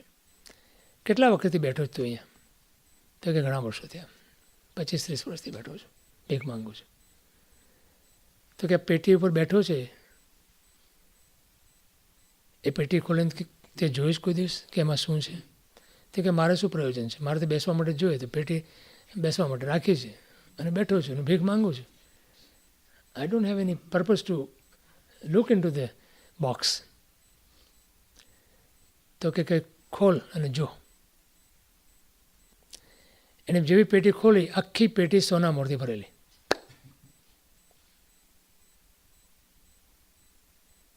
શું આપ્યું? એને ભાન આપ્યું, જ્ઞાન ના આપ્યું.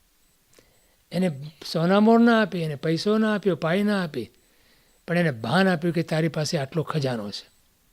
એમ ગુરુ આપણને જ્ઞાન ના આપે, ગુરુ આપણને ભાન આપે કે તારી પાસે આટલો ખજાનો પડ્યો છે. કારણ કે આપણે તો સુખ માટે જવા માંડીએ ને, જેમ પેલો ભીખ માગતો, આપણે ભિખારી જ છીએ. તમને એમ કહું, તમને ખોટું લાગે ને? હા, તમને એમ કહું કે આપણે બધા ભિખારી છીએ. કાનજી સ્વામી કહેતા હતા, ભિખારી છો ભિખારી.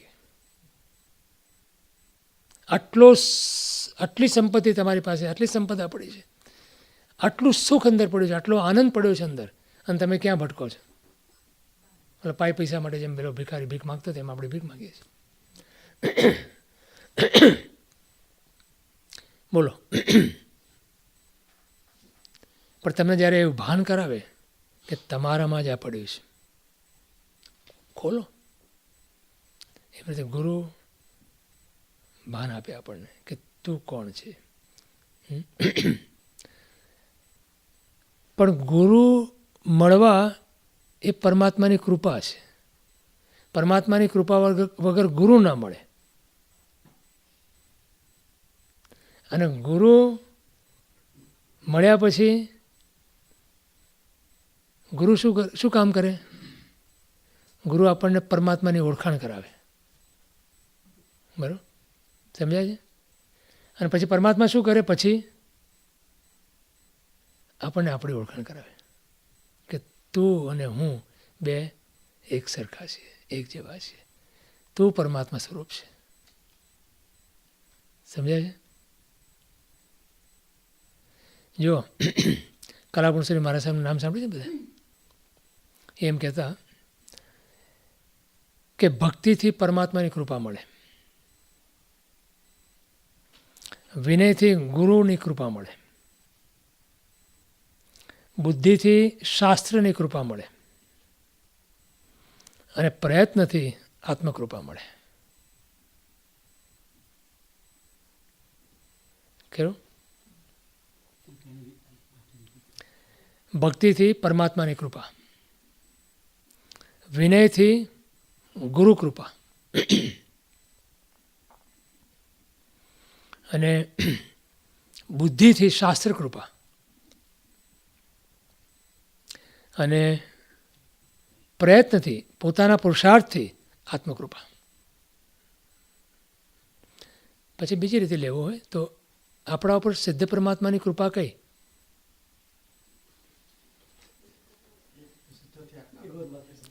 નિગોદમાંથી આપણને બહાર લાવે. ખરું? આપણને ખબર નથી કયો જીવ સિદ્ધ થયો ત્યારે આપણે બહાર નીકળ્યા. માટે આપણે અનંતા સિદ્ધ અત્યાર સુધી ત્યાં બધા સિદ્ધ પરમાત્માને આપણે નમસ્કાર કરીએ છીએ. આપણને ખબર નથી ને એટલે એ સિદ્ધ પરમાત્માની આપણા પર કૃપા કે નિગોદમાંથી અવ્યવહાર રાશિમાંથી વ્યવહાર રાશિમાં બહાર આપણને કાઢે તો જ આપણું કલ્યાણ થાય ને. પછી અરિહંત પરમાત્માની કૃપા શું? આપણને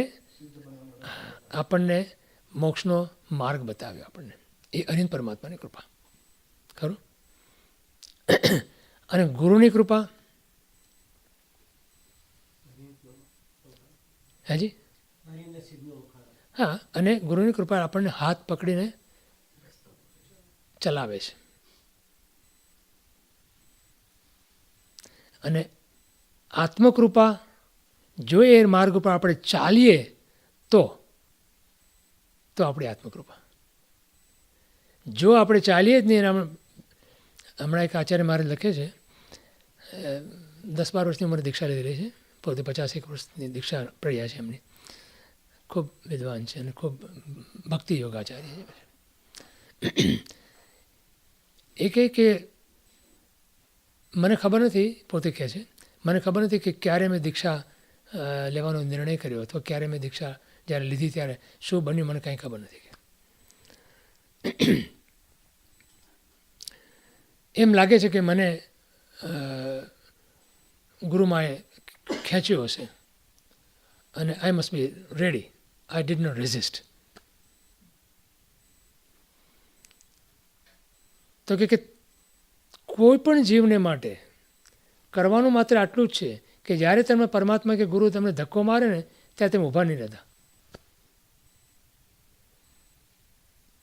સમજાય છે? તમને જ્યારે હાથ પકડીને ખેંચે ત્યારે જેમ પેલો બાળક હોય ને, તમે એને લઈને બહાર નીકળ્યા ને શોપિંગ મોલમાં, પછી કોઈ એને ગમતો સ્ટોર આવે ને તે ત્યાં અડી જાય, હટે નહીં ત્યાંથી. ખબર ને? પછી ગમે ત્યારે ખેંચો તમે એને જીત કરીને ભૂલી ગયા. આપણે એવી રીતે સંસારના પદાર્થોમાં અડી ગયા છીએ, જીત કરીને બેસી ગયા છે. પરમાત્મા કે સદગુરુ આપણને ખેંચે છે પણ આપણે હટતા નથી. તો શું કરવાનું આપણે? જ્યારે પણ આમ ખેંચે ત્યારે અડીને બેસવાનું નહીં, હટીને બેસવાનું નહીં, જીત કરીને બેસવાનું નહીં. અને જ્યારે આપણને ધક્કો આવે ત્યારે વહેવા માંડવાનું. તો આપણું કામ. હા, ખબર તો છે, ખબર છે, પણ આપણે સંસારના પદાર્થોમાં એટલા બધા મોહિત થઈ ગયા છીએ, ભૂલાવામાં પડી ગયા છે કે આપણને બીજું કંઈ દેખાતું. હવે એ બાળકને બીજું કંઈ દેખાય તે વખતે તમે વિચાર કરો.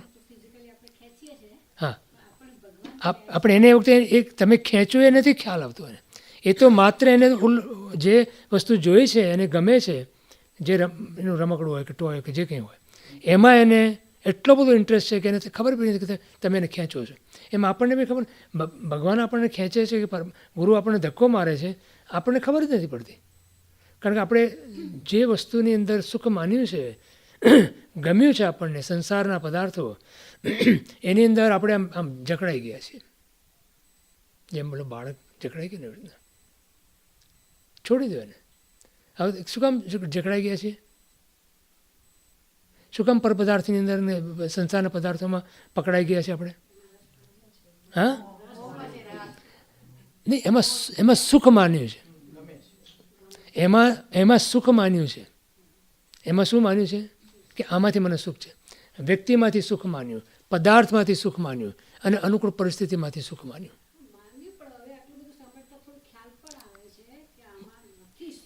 તો કેમ છોડાતું નથી?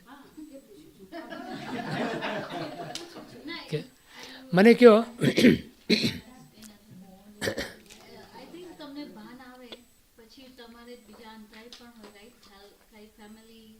એ અંતરાય છે. જો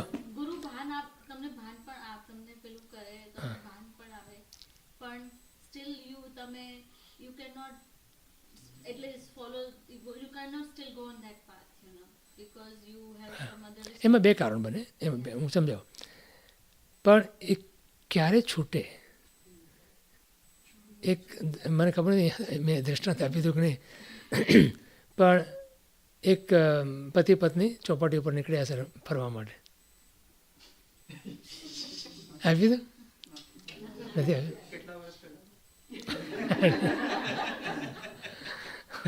ખબર નથી મને.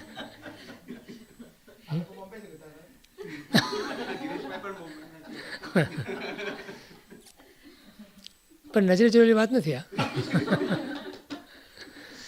તો થોડીક વાર ચાલ્યા પછી પતિ જરાક આમ ઝડપથી થોડા ડગલા આગળ ગયા. પત્ની પાછળ આવે છે, પતિ આગળ ગયા અને નીચે કંઈક રેતીમાં કંઈક ચળકતું પડ્યું હશે એમ ઉપાડ્યું. ઉપાડીને તરત એમ ફેંકી દીધું. ઉપાડી અને જેવું આમ હાથમાં પકડ્યું પછી તરત નાખી દીધું, આમ ઘૃણા કરીને, તિરસ્કાર કરીને. અને પછી જેવી પત્ની સાથે થઈ ગઈ કે મુંબઈના લોકો નાલાયક છે.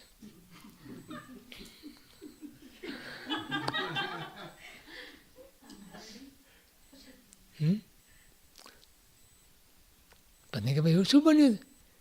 એવું શું બન્યું તો તમને એકદમ મુંબઈના આખા બધા લોકો નાલાયક લાગે છે? તો કે જ્યાં ત્યાં થૂક્યો છે કે જ્યાં ત્યાં બળખા કાઢે છે. બળખા તમે ખ્યાલ છે? બળખા થૂકવું એ જુદું છે, પણ બળખો જુદું છે વસ્તુ છે. એ આમ પડ્યો ને તો ચળકે.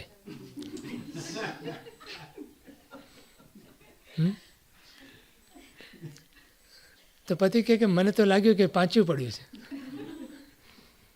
રૂપિયાનો સિક્કો લાગ્યો મને, એટલે મેં ઉપાડ્યો. પણ જોયું તો બળખો હતો, એટલે મેં મુંબઈના લોકો ના લાયક. જો કયો મને કે લાગ્યું હતું એને ચળકાટ, બરાબર, ચળકતું લાગ્યું ને. ઉપાડવા ગયો તો ખબર પડી કે એ રૂપિયાનો સિક્કો નહોતો, પણ કોઈ એવી તુચ્છ વસ્તુ હતી કે જે તમારે નથી પકડવી, નથી ગ્રહણ કરવી. કેટલી વાર લાગી છૂટતા? આમ જોયો ને, તપાસ્યો ને, હા, મૂલ્યાંકન કરવા ગયો ક્યાંય? એક ક્ષણની અંદર, એક કાચી સેકન્ડની અંદર આપણે કહીએ ને છે, એનો ત્યાગ કર્યો. એને જ્યારે એમ લાગ્યું કે આ તુચ્છ છે, આ નિરર્થક છે, આની કોઈ કિંમત નથી, તો કેટલી વાર લાગે ત્યાગ કરતા? સમજાણું? સમજાણું બેન? તો આપણને હજી એમ નથી લાગ્યું, નહીં તો એનો ત્યાગ કરતા કેટલી વાર લાગે? હવે વાત કરી કે સંસારની અંદર આપણને ખબર છે અને છતાં આપણાથી છૂટતા નથી. અંતરાય આવે અથવા તો કોઈ કુટુંબની જવાબદારી વગેરે. બે વસ્તુ સમજવાની એમાં. એકમાં અંદરના ભાવની અને બીજું બાહ્યની અંદર. ખરું? અંદરથી તમારી માન્યતામાં શું છે? આ સુખ, આમાં સુખ છે? હા, જો એમાં ઊંડે ઊંડે પણ સૂક્ષ્મતાથી પણ થોડું થોડું સુખ મળે મને એવી જો ભાવના હોય તો હજી એમાં તુચ્છતા આવી નથી, તો ન છૂટે. એક આ વસ્તુ હોય. તો માન્યતાને દ્રઢ કરવાની કે પરમાંથી મને સુખ ક્યારેય પણ મળી શકે નહીં. આકાશ પાતાળ એક કરું તો પણ રેતીમાંથી તેલ ના નીકળે. ગમે તેટલી પીલો તમે રેતીને, ગમે તેટલી ઘાણીમાં તમે નાખીને કરો, પણ એમાંથી તેલ ના નીકળે. આ માન્યતા. બરાબર. હવે વાત રહી બાહ્યની અંદર. હા, ચારિત્ર મોહનીય અને દર્શન મોહનીય એ મોહનીયના બે પ્રકાર છે. બેને કીધું કે મોહનીય કર્મ. દર્શન મોહનીય માન્યતાનો સવાલ છે અથવા એનો વિષય છે. ચારિત્ર્ય મોહનીય આચરણનો વિષય છે. તો આચરણની અંદર આપણે નબળાઈ હોઈ શકે, આપણે પાળી ન શકતા હોઈએ, આપણે કરી ન શકતા હોઈએ, અને એમાં આપણને ઘણી બધી વસ્તુઓ નડતી હોય, આપણી નબળાઈને કારણે, આપણા પુરુષાર્થની ખામીને કારણે, આપણા પુરુષાર્થના અભાવને કારણે. પણ માન્યતાની અંદર કેટલું દૃઢ હોય એનો દાખલો આપણે આપીએ છીએ ને. સમ્યક દ્રષ્ટિ જીવડા કરે કુટુંબ પ્રતિપાળ, અંતર્ગત ન્યારા રહે જેમ ધાવ ખિલાવત બાળ. શું છે ત્યાં? તમે કહ્યું ધાવ માતાની વાત સાંભળી છે? ધાવ માતા એ જમાનામાં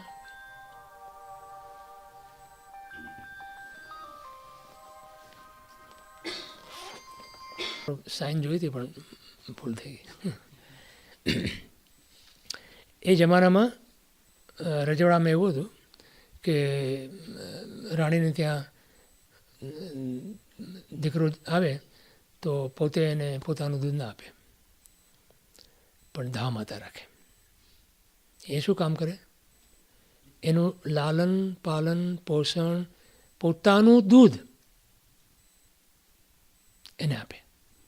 હવે મને કહો કે બહેનોને પોતાનું દૂધ ક્યારે આવે?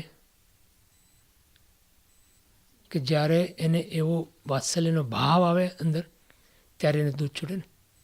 ત્યાં સુધી દૂધ ન છૂટે. બરાબર છે? તો એ ધાવ માતાને એ બાળક ઉપર કેટલું વાત્સલ્યનો ભાવ આવતો હશે તો એને પોતાનું દૂધ આપી શકતી હશે. Otherwise is not possible. સમજાય છે ને? કઈ એક્સ્ટ્રીમ છે આ? બાળકને પોતાનું બાળક હોય એવી રીતે જો વાત્સલ્યનો ભાવ આપતી હોય અથવા એને પોતાનામાં એટલું વાત્સલ્ય હોય તો એને બાળકને પોતે દૂધ પવડાવી શકે ને. સમજાય છે હું શું કહું છું? નહીં તો ના આવે ને. ખરું? અચ્છા, હવે એનું પોષણ કેવી રીતે કરે, લાલન પાલન કેવી રીતે કરે છે, કેવું એને રાખે છે? પોતાના બાળકની જેમ, કદાચ પોતાના બાળકથી બી અધિક એને પ્રેમ આપતી હશે. ખરું? અંદરમાં શું છે ને માન્યતામાં?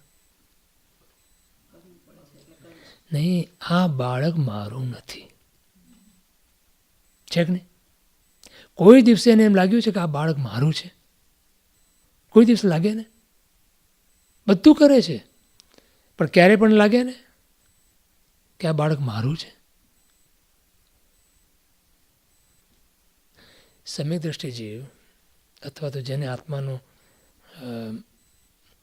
મહિમા આવ્યો છે એવા જીવને માટે પણ સંસારના કામો કરે કુટુંબ પ્રતિપાળ, આખા કુટુંબનું પાલન પોષણ બધું કરે, પણ શું માને અંદરથી? આ મારું નથી. લાગે બાર છૂટી જતા. જેવી એનું કર્તવ્ય પૂરું થયું, હમણાં જ ભાઈએ વાત કરી મને કે અમારા નાના દીકરાનું થઈ જાય એટલે અમે છૂટ્યા. હા, ફરજ છે, કર્તવ્ય છે, કરી લીધું, પૂરું થયું કર્તવ્ય. પછી સંસારમાં રહેવાની જરૂર ખરી? હમણાં એક ભાઈ મળ્યા મને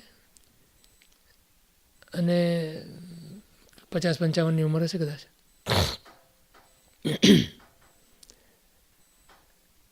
એને 2 બાળકો છે. તો મને કહે કે વેન યુ લુક બેક, જીવન ઉપર આપણે જરા દૃષ્ટિપાત કરીએ તેમ લાગે છે કે what did we do? What did we do? આટલા વર્ષો 25-30 વર્ષની મહેનત કર્યા પછી at the end of the day, what did we accomplish? What did we achieve? મેં તને વૈરાગ્ય આવ્યો, એ સાચી વાત. તો પછી કે એમ લાગે છે કે લગ્ન ન કર્યા તો સારું હતું. દુઃખી નથી હું, સુખી છે ભાઈ. એને પત્નીનું દુઃખ નથી કાંઈ. પત્ની તો બહુ હસમુખી છે ને સારી છે, અને બાળકો બી સારા. પણ એને મનમાં શું થાય છે, મેં કીધું for that it's too late. પણ જાગ્યા ત્યારથી સવાર વિચાર કર. It right now from today you can do what you want to do. ખરું? તો જવાબદારી હોય, આપણું કર્તવ્ય હોય, લીધું છે આપણે પોતે સ્વેચ્છાએ, કોઈ પ્રાણીનું નથી કર્યું. હા, પ્રાણી ચોરીમાંથી બેસાડી દીધા આપણે. તો આપણે પોતે પોતાની મેળે સ્વેચ્છાએ કરી છે. ભલે તમે લીધું છે, તમારા એવા ઉદયો હતા, તો કર્તવ્ય તમારું બજાવી લો. અને કર્તવ્ય બજાવ્યા પછી કામ પૂરું થાય પછી હું ભલો ને મારો આત્મા ભલો કરી શકાય. ક્યારે કરી શકાય? અંદરની માન્યતામાં જો તમારું દ્રઢ થયું હોય કે એ મારા નથી, સંયોગી સંબંધ છે, સંયોગથી મળ્યા છે, ઋણાનુબંધથી મળ્યા છે, લેણદેણથી મળ્યા છે, કર્તવ્ય બજાવી લો, ફરજ બજાવી લો. બજાવીને પછી પણ ફરજ બજાવતી વખતે પણ તમે એનાથી અલગ છો, ભિન્ન છો, સ્વતંત્ર છો, એ બોલો નહીં તમે. તો ન કરી શકીએ ને એમાં ચારિત્ર્ય મોહનીનો ઉદય છે. પણ એનો અર્થ એમ નહીં કે આપણે આપણા દર્શન મોહનીને એમાં આપણે એને મલિન કરીએ. કારણ કે ચારિત્ર્યની અસર દર્શન ઉપર પડે ને દર્શનની અસર ચારિત્ર્ય ઉપર પડે. ચારિત્ર્ય ગુણ દર્શન ગુણને અને જ્ઞાન ગુણને પ્રભાવિત કરે છે, અને દર્શન અને જ્ઞાન ગુણ ચારિત્ર્યને પ્રભાવિત કરે છે. એકબીજા ગુણો આત્માને એકબીજા ઉપર આવી રીતના પ્રભાવિત કરતા હોય છે. તો આપણે આપણું જે કંઈ ગુણ આપણામાં વધારે વિકાસ પામતો હોય એને આપણે વધારે એને પ્રોત્સાહન આપવું, અને એને એનાથી તાકાત મેળવી અને બીજા ગુણોને પણ પ્રગટાવવા. તો મોક્ષની વાત કરી, આપણે મુક્તિની વાત કરી, કર્મના સંપૂર્ણપણે ખરી જવાથી. પન્યાસી અહીંયા લખે છે કે જ્ઞાન ક્રિયાભ્યામ મોક્ષ. તો હવે એના ઉપાયો બતાવ્યા, 2 ઉપાય બતાવ્યા. એમાં એમ કહે છે કે આત્માની 2 અવસ્થા કીધી. આત્માની શુદ્ધ અવસ્થા એ મોક્ષ છે. એટલે એમ કીધું કે મોક્ષ કહો નિજ શુદ્ધતા. નિજ એટલે પોતાની શુદ્ધતા. શુદ્ધતા શેનાથી? કર્મરહિત અવસ્થા એ શુદ્ધ અવસ્થા છે, કર્મવાળી અવસ્થા એ મલિન અવસ્થા છે, અને અશુદ્ધ અવસ્થા એ સંસાર છે. એટલે જ્યાં સુધી સંસાર છે ત્યાં સુધી અશુદ્ધ અવસ્થા છે. હવે જુઓ, આપણું સંસારમાં રહેવું અને સંસારનું આપણામાં રહેવું એ બેમાં આસમાન જમીનનો ફરક છે. ખરું? એટલે સંસારને ભાવ કીધો. સંસાર ભાવ. જીવ 2 પ્રકારના કીધા તત્વાસૂત્રમાં. ઉમાસવતી મહારાજ સાહેબ ભગવાનની આજ્ઞાથી કહે છે સંસારીણો મુક્તશ્ચ. એક સંસારી જીવ છે અને એક મુક્ત જીવ છે. બરાબર? તો મુક્ત જીવની અંદર સિદ્ધ પરમાત્મા, સિદ્ધ જીવો, અને સંસારી જીવોની અંદર જે સંસારમાં રહ્યા છે તે. ખરું? તો અરિહંત પરમાત્મા સંસારી જીવ કહેવાય કે મુક્ત જીવ કહેવાય? હા, સંસારી કહેવાય ને. બરાબર? સંસારી કહેવાય. હવે અરિહંત પરમાત્મા સંસારી એટલે કેવળ જ્ઞાન થયા પછી સંસારી કહેવાય ને. હજી તો મોક્ષ નથી થયો.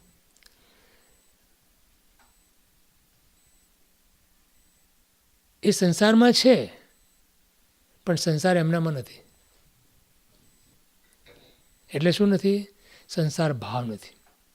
તો આપણામાંથી શું કાઢવાનું છે?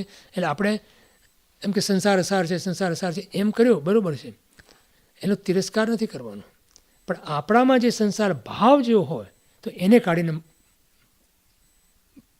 મૂકી દેવાનો છે. તો અને એના બદલે શું લઈ આવવાનું છે અંદર? મોક્ષ ભાવ અથવા તો આત્મભાવ. એટલે એને રિપ્લેસ કરવાનું. જો જનરલી શું બને કે કોઈ તુચ્છ વસ્તુ હોય અથવા તો કોઈ નરસી વસ્તુ હોય, કોઈ આપણને અણગમતી વસ્તુ હોય તો એને આપણે ગમતી વસ્તુથી રિપ્લેસ કરીએ છીએ. બરાબર? એને કાઢીએ પણ નવી વસ્તુ લાવીએ. જનરલી એવું બને.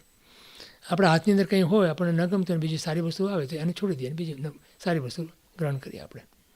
એવી રીતે સંસાર ભાવ આપણામાં આપણને એમ લાગે કે આ તુચ્છ છે અને આપણે નથી જોઈતો તો એના બદલે આપણે કંઈ રિપ્લેસ તો કરવું પડે ને.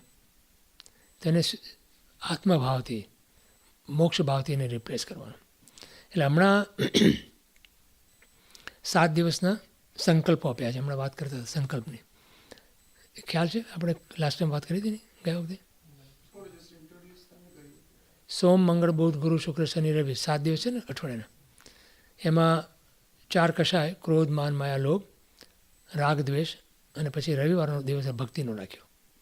તો સોમવાર આવે એટલે ક્રોધ કશાયને રિપ્લેસ કરવાનું ક્ષમા ગુણથી. મંગળવાર આવે એટલે માન કશાયને રિપ્લેસ કરવાનો નમ્રતા ગુણથી. બુધવાર આવે એટલે માયા કશાયને રિપ્લેસ કરવાની સરળતા ગુણથી. ગુરુવાર આવે ત્યારે લોભ કશાયને રિપ્લેસ કરવાનું સંતોષ ગુણથી. પછી શુક્રવાર આવે ત્યારે રાગ છે ને અને દ્વેષ એ બંને દ્વંદ્વ છે, એટલે બંને સાથે જ જાય. રાગ હોય ત્યાં દ્વેષ હોય અને દ્વેષ હોય ત્યાં રાગ હોય. ખરું? એટલે શુક્ર અને શનિ એમ રાગ અને દ્વેષના. બરાબર? હવે જીવના અનાદિકાળના સંસ્કાર રાગ દ્વેષના છે, અનાદિકાળના. તો એમને એમ તો જાય નહીં. તો શું કરવાનું? તો કે ભગવાન એમ કહે છે કે તું એ દિશા બદલી નાખે નહીં. રાગની દિશા બદલી, જે અપ્રશસ્ત રાગ કર્યો, અપ્રશસ્ત એટલે જે આપણને દુઃખકારક છે એવો રાગ કર્યો છે ને જે સંસારમાં, સંસારના પદાર્થો પ્રત્યે, સંસારની વ્યક્તિઓ પ્રત્યે, સંસારના સંબંધો પ્રત્યે, એની દિશા બદલી અને પરમાત્માને સદગુરુમાં વાળ. તો રાગ તો તારો એવો ન રહ્યો, તને રાગથી વંચિત ન કર્યો, પણ માત્ર એ રાગની દિશા બદલી. અને એ જ પ્રમાણે દ્વેષની પણ દિશા બદલવાની. અત્યાર સુધી ચેતન પ્રત્યે જીવે દ્વેષ કર્યો છે અને જડ પ્રત્યે રાગ કર્યો છે. તો ચેતન પ્રત્યે દ્વેષની દિશા બદલી અને પોતાના દુર્ગુણો પ્રત્યે દ્વેષ અને ચેતન પ્રત્યે મૈત્રીનો ભાવ, જગતના સર્વ જીવો પ્રત્યે મૈત્રીનો ભાવ કરો. આ 6 દિવસ થયા. અને 7મે દિવસે શું કરવાનું? પરમાત્મા સદગુરુની ભક્તિ કરવાની રવિવારે. અને ભક્તિ એટલે શું? ભક્તિનું સ્વરૂપ સમજવું. હા? સમર્પણ. ભક્તિ એટલે સમર્પણ. ભક્તિ એટલે માત્ર આપણે સ્તવન ગાવા કે ભજનો ગાવા એ નહીં, પણ સમર્પણ ભાવ. એટલે આપણા અહમને જેટલું બને તેટલું દબાવવું અને એને મૂકવું, એનું નામ ભક્તિ. અને અહમને ક્યાં મૂકવાનું? અત્યારે આપણે ક્યાં રાખ્યું છે અહમને? આપણા દેહમાં અને દેહને લગતા બધા સંબંધોમાં. એને બદલે ત્યાંથી ઉપાડી અને પોતાના આત્મામાં લઈ જવું, પરમાત્મામાં અને સદગુરુમાં. તો એ ભક્તિ. તો 7 દિવસના સંકલ્પ થઈ ગયા ને.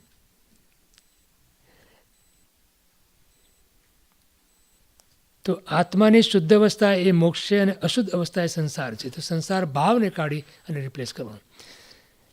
પછી અશુદ્ધ અવસ્થા કે શુદ્ધ અવસ્થા એ કોઈ વસ્તુની હોય છે, એટલે કોઈ પણ પદાર્થની હોય, કોઈ દ્રવ્યની હોય. તો જીવ એ વસ્તુ છે, જીવ એ દ્રવ્ય છે, આત્મા એ કોઈ વસ્તુ છે. તેની 2 અવસ્થા છે, એક શુદ્ધ અવસ્થા અને બીજી અશુદ્ધ. અશુદ્ધ અવસ્થામાં રહેલો જીવ શુદ્ધ અવસ્થાની પ્રાપ્તિ કેવી રીતે કરી શકે? એનો ઉપાય બતાવવા માટે શાસ્ત્રકાર ભગવંતોએ જ્ઞાન ક્રિયાભ્યામ મોક્ષ એ સૂત્રની રચના કરી છે. એ આપણે આ સૂત્રનું આ પ્રકરણનું મુખ્ય એનું મથાળું છે. જીવનો મોક્ષ એકલા જ્ઞાનથી કે એકલી ક્રિયાથી નથી. એને ઉપમા પણ એમ આપી છે રથના બે પૈડા જેવી. રથ હોય અને બે પૈડા હોય તો રથ ચાલે બરાબર, એકથી ના ચાલે. પરંતુ એ બેના સંયોગથી જ છે એ વાતને આ સૂત્ર સ્પષ્ટપણે દર્શાવે છે. બીજા શબ્દોમાં કહેવું હોય તો એમ કહી શકાય કે ક્રિયા નિરપેક્ષ જ્ઞાન એટલે કે ક્રિયા વગરનું જ્ઞાન એ જ્ઞાન જ નથી, અને જ્ઞાન નિરપેક્ષ ક્રિયા એ ક્રિયા જ નથી. એટલે સમજણપૂર્વકની ક્રિયા અને ક્રિયા સમજણપૂર્વકની હોય એ જ્ઞાનવાળી ક્રિયા કહેવાય. અને જે જ્ઞાનને ના ફળમાં જો કોઈ ક્રિયા ના આવે તો એ જ્ઞાન વાંઝ્યું કહેવાય. આપણે દાખલો ઘણી વખત લઈએ છીએ કે તમારે ઘરે અમારે આવવું હોય, અહીં તો મારે કોઈ એવી ચિંતા નથી, બેઠા છે, પણ કોઈને ત્યાં જવું હોય તમારે તો તમે ડિરેક્શન લ્યો ને. એ ડિરેક્શન લીધી એ જ્ઞાન થયું ને, ખરું? હવે તમે ડિરેક્શન લખી નાખી બરોબર, લખીને પછી ખિસ્સામાં મૂકી દીધી અને તમે બેસી ગયા ઘરે, તો તમે પહોંચવાના ને ઘરે?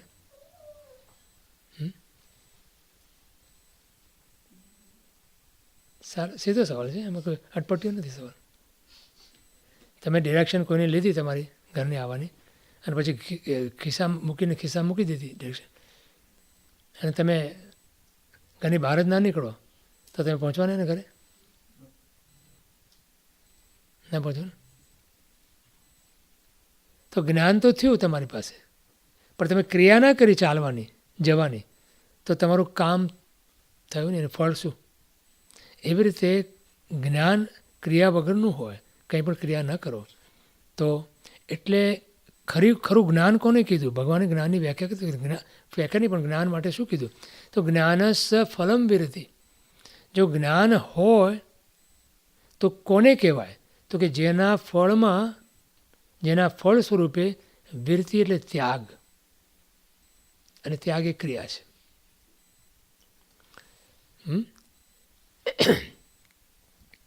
ત્યાગની વ્યાખ્યા શું કરી ભગવાને? અમારી પાસે જે કંઈ બધું છોડી દેવું ત્યાગ કહેવાય. અને કોણે કીધું ઈચ્છાનું? હા, બરાબર.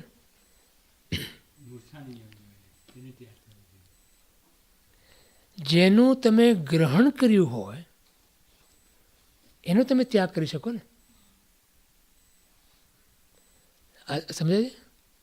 જેને તમે આ વસ્તુ મેં ગ્રહણ કરી, મેં લીધી, તો એનો ત્યાગ કરી શકું, ખરું? પણ આ મેં લીધી જ ના હોય તો હું એનો ત્યાગ કેમ કરી શકું? સમજાય છે? હું દાખલો આપું છું. હા, અચ્છા. હવે સિદ્ધાંત એવો કહે છે, બોલો શું કહો? હવે બોલો પ્રશ્ન. સિદ્ધાંત એમ કહે છે કે દરેક દ્રવ્ય પોતે સ્વતંત્ર છે. હા ભાઈ, હમણાં કીધું સ્વતંત્ર છે, વાત સાચી છે. દરેક દ્રવ્ય પોતે સ્વતંત્ર છે, ખરું? અને કોઈ પણ દ્રવ્ય બીજા દ્રવ્યમાં ઘૂસી ના શકે, એટલે ગ્રહણ ના કરી શકે. સમજાય છે? હા. તો આપણે કોણ છીએ? હા, એ તો આટલા સ્વાધ્યાય પછી ખબર પડી જાય ને. આપણે કોણ છીએ? આત્મા. આત્મા એ દ્રવ્ય છે, હમણાં જ વાત કરી. તો આપણે આત્મા ચેતન છીએ ને. બરાબર છે? Are you with me? એક વાગ્યા બહુ વાર નથી. તો આપણે ચેતન એવા આપણે દ્રવ્ય તરીકે આપણે સ્વતંત્ર, ખરું? તો જડ એવી કોઈ પણ વસ્તુ હોય જે પર હોય એને આપણે ગ્રહણ કરી શકીએ?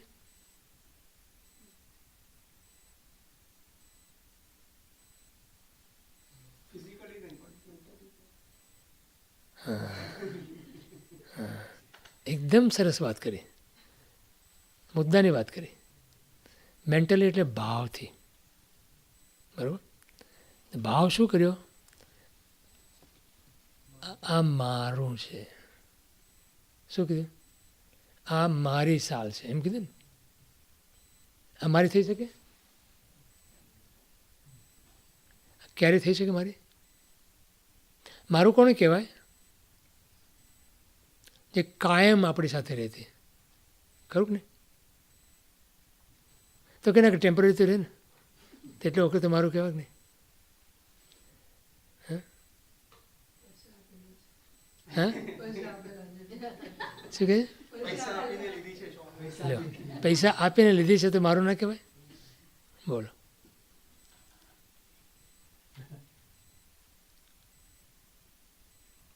જે વસ્તુ કાયમ આપણી સાથે રહે એને આપણે મારી કહેવાય. એ પૈસા આપીને લીધી એ તો વ્યવહાર છે, બરાબર? તો જેનું ગ્રહણ કર્યું હોય એનો તમે ત્યાગ કરી શકો. તો આમાં મેં જે મારાપણું ગ્રહણ કર્યું ને, ગ્રહણ શું કર્યું મેં? મારાપણું, મમત્વ. તો મમત્વનો હું ત્યાગ કરી શકું. સમજાય છે હું શું કહું છું? હા, તો ત્યાગ કોને કીધો? એ ભગવાને ત્યાગની વ્યાખ્યા કરી. શું કરી? આત્મ પરિણામથી અન્ય પદાર્થનો તાદાત્મ્ય અધ્યાસ નિવર્તવો તેને શ્રી જીન ત્યાગ કહે છે. ભગવાન ત્યાગ કોને કહે છે? જો શબ્દ પહેલો કયો વાપર્યો? આત્મ પરિણામ એટલે ભાવ. ભાવ મનમાંથી પ્રગટ થાય છે. મનમાં થતા નથી. હો, મનમાં થતા નથી. મન દ્વારા એ વ્યક્ત થાય છે. આત્મા ભાવ કરે અને મનની સાથે એવો સંબંધ છે ને, દ્રવ્યમન અને ભાવમન. ભાવમન એટલે આત્મા અને એની સાથે સંકળાયેલું દ્રવ્યમન પૌદ્ગલિક છે. તો દ્રવ્યમન આપણને સંઘની પંચેન્દ્રિયને મળ્યું છે, તો એના દ્વારા એ વ્યક્ત કરી શકે છે ભાવને, જ્યારે અસંગની જીવો વ્યક્ત ના કરી શકે. ખ્યાલ આવે છે? તો આત્માએ ભાવ કર્યો. શું ભાવ કર્યો? આ મારું છે. તો આનો હું ત્યાગ કરું, આને મેં કોઈને દાન કરી દીધું સાલનું, બરાબર? પણ મારો એમાંથી મારાપણાનો ભાવ જો ના ગયો તો આનો ત્યાગ ના કહેવાય. સમજાણું? તો મેં જો મમત્વનો ત્યાગ કર્યો પછી આ મારી પાસે પણ હોય ને તો આ ત્યાગ છે.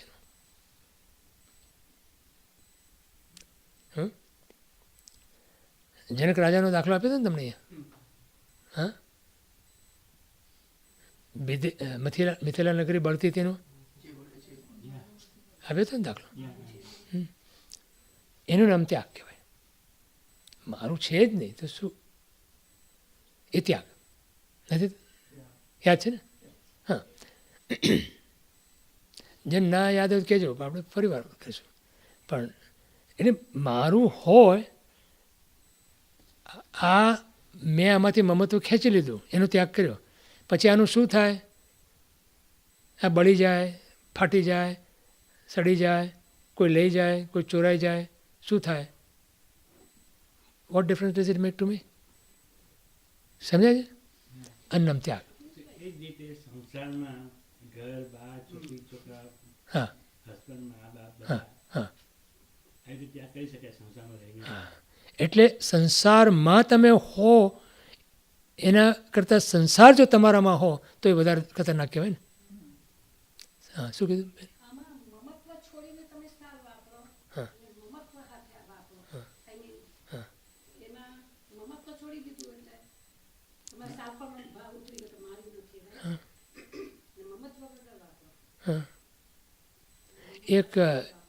એક સંત હતા, એમના બહુ એક મોટા શિષ્ય હતા. શ્રીમંત, બહુ મોટા શ્રીમંત, ખૂબ પૈસાવાળા.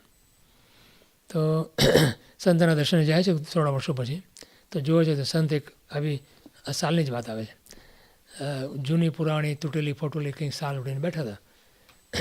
તો એમ થયું કે મારા ગુરુ અને આવી સાલ ઉડીને બેઠા છે, બરાબર નથી. એટલે બીજી દિવસે આવી અને એમને બહુ જ કિંમતી સાલ આપી ગયો. ગુરુએ તો એ ઉડી લીધી. પછી પાછા ત્રીજે દિવસે આવ્યા જ્યારે દર્શન કરવા માટે, તો એ સાલ ઉપર સાઈના ડબ્બા 2-4-5 પડેલા. કિંમતી સાલ, આવી રીતના સાઈના ડબ્બા પડેલા. ઓલા શ્રીમંતનું તો કાળજું બિચારાનું છીરાઈ ગયું કે હું તમને આવી કિંમતી સાલ લઈને આવ્યો અને તમે એટલી બી ધ્યાન ન રાખી શક્યા, અને આ સાઈના ડબ્બા પડ્યા ત્યાં સુધી. એટલે સંત તો જ્ઞાની હતા, એટલે એને મોઢા પરથી ખબર પડી ગઈ કે આ ભાઈને શું વિચાર કરે, સંતનો વિચાર નથી કરતો, આ સાલનો વિચાર કરે છે. તો એ કહે કે આમાં મને મોહ ના થઈ જાય ને, એટલે પછી એને જરા અમોહી બનાવી દીધી. આનું નામ મહત્વનો ત્યાગ. હવે બોલો, એ સંતને જૂની પુરાણી હોય કે નવી હોય, શું ફેર પડે છે ને? રાબિયા નામના બહુ મોટા સંત થઈ ગયા, સૂફી સંત, નામ કદાચ સાંભળ્યું છે રાબિયા. એની ઝૂંપડીની અંદર કંઈ ખાસ કંઈ નહીં, એક તૂટેલી ફૂટેલી માટલી પડી હતી અને એમાં એ પાણી રાખે, અને બાકી તો એકાદ વખત કોઈ આપી જાય તો એ પોતાનું હાર પાણી વગેરે વાપરે. બીજા એક સંત આવ્યા એને ઝૂંપડીમાં, અને એને બહુ માન રાબિયા પ્રત્યે. રાબિયા ઘણા ઊંચા કોટીના સંત હતા. એટલે એણે કીધું કે જોયું, પછી બેઠા થોડું વાતો કર્યા તે બધું. પછી એની નજર પેલી માટલી ઉપર પડી, તૂટેલી ફૂટેલી માટલી હતી ને. તો એણે કીધું કે જો તમારી રજા હોય તો આવી તૂટેલી ફૂટેલી માટલી છે, એના બદલે નવી માટલી તમને મૂકી દો અહીંયા પાણીની. રાબિયાની આંખમાંથી આંસુ પડ્યા.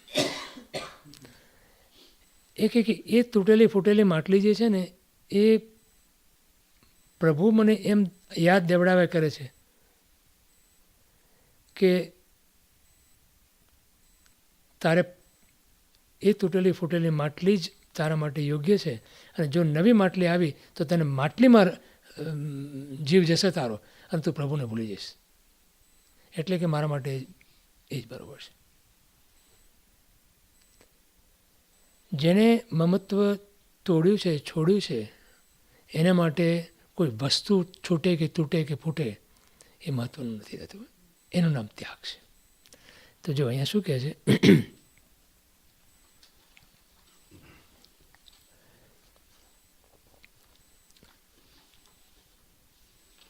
આપણે શું વાત કરતા હતા કે જ્ઞાનસ્ય ફલમ વિરતિ, જ્ઞાનનું ફળ વિરતિ એટલે ત્યાગ છે.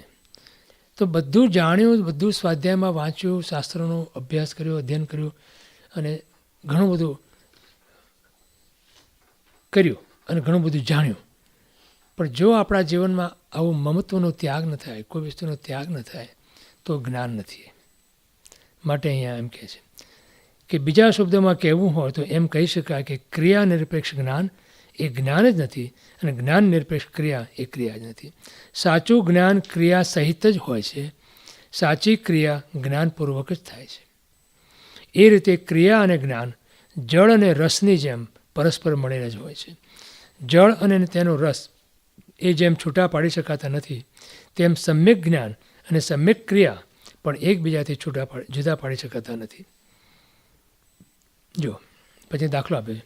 સંપત્તિહીન દરિદ્ર માણસ જો ચિંતામણી રત્નના સ્વરૂપને જાણનારો હોય તો તેની પ્રાપ્તિના ઉપાયને છોડીને બીજી પ્રવૃત્તિ કરી શકે જ નહીં, અને જો કરે તો તે ચિંતામણી રત્નના સ્વરૂપને જાણનારો છે એમ કહેવાય જ નહીં. આપણે એક વાક્ય બંધ કરો ને, ખ્યાલ આવ્યો? મને એમ ખબર હોય કે ચિંતામણી રત્ન એટલે શું? તમને બધાને ખબર છે ચિંતામણી રત્ન એટલે શું?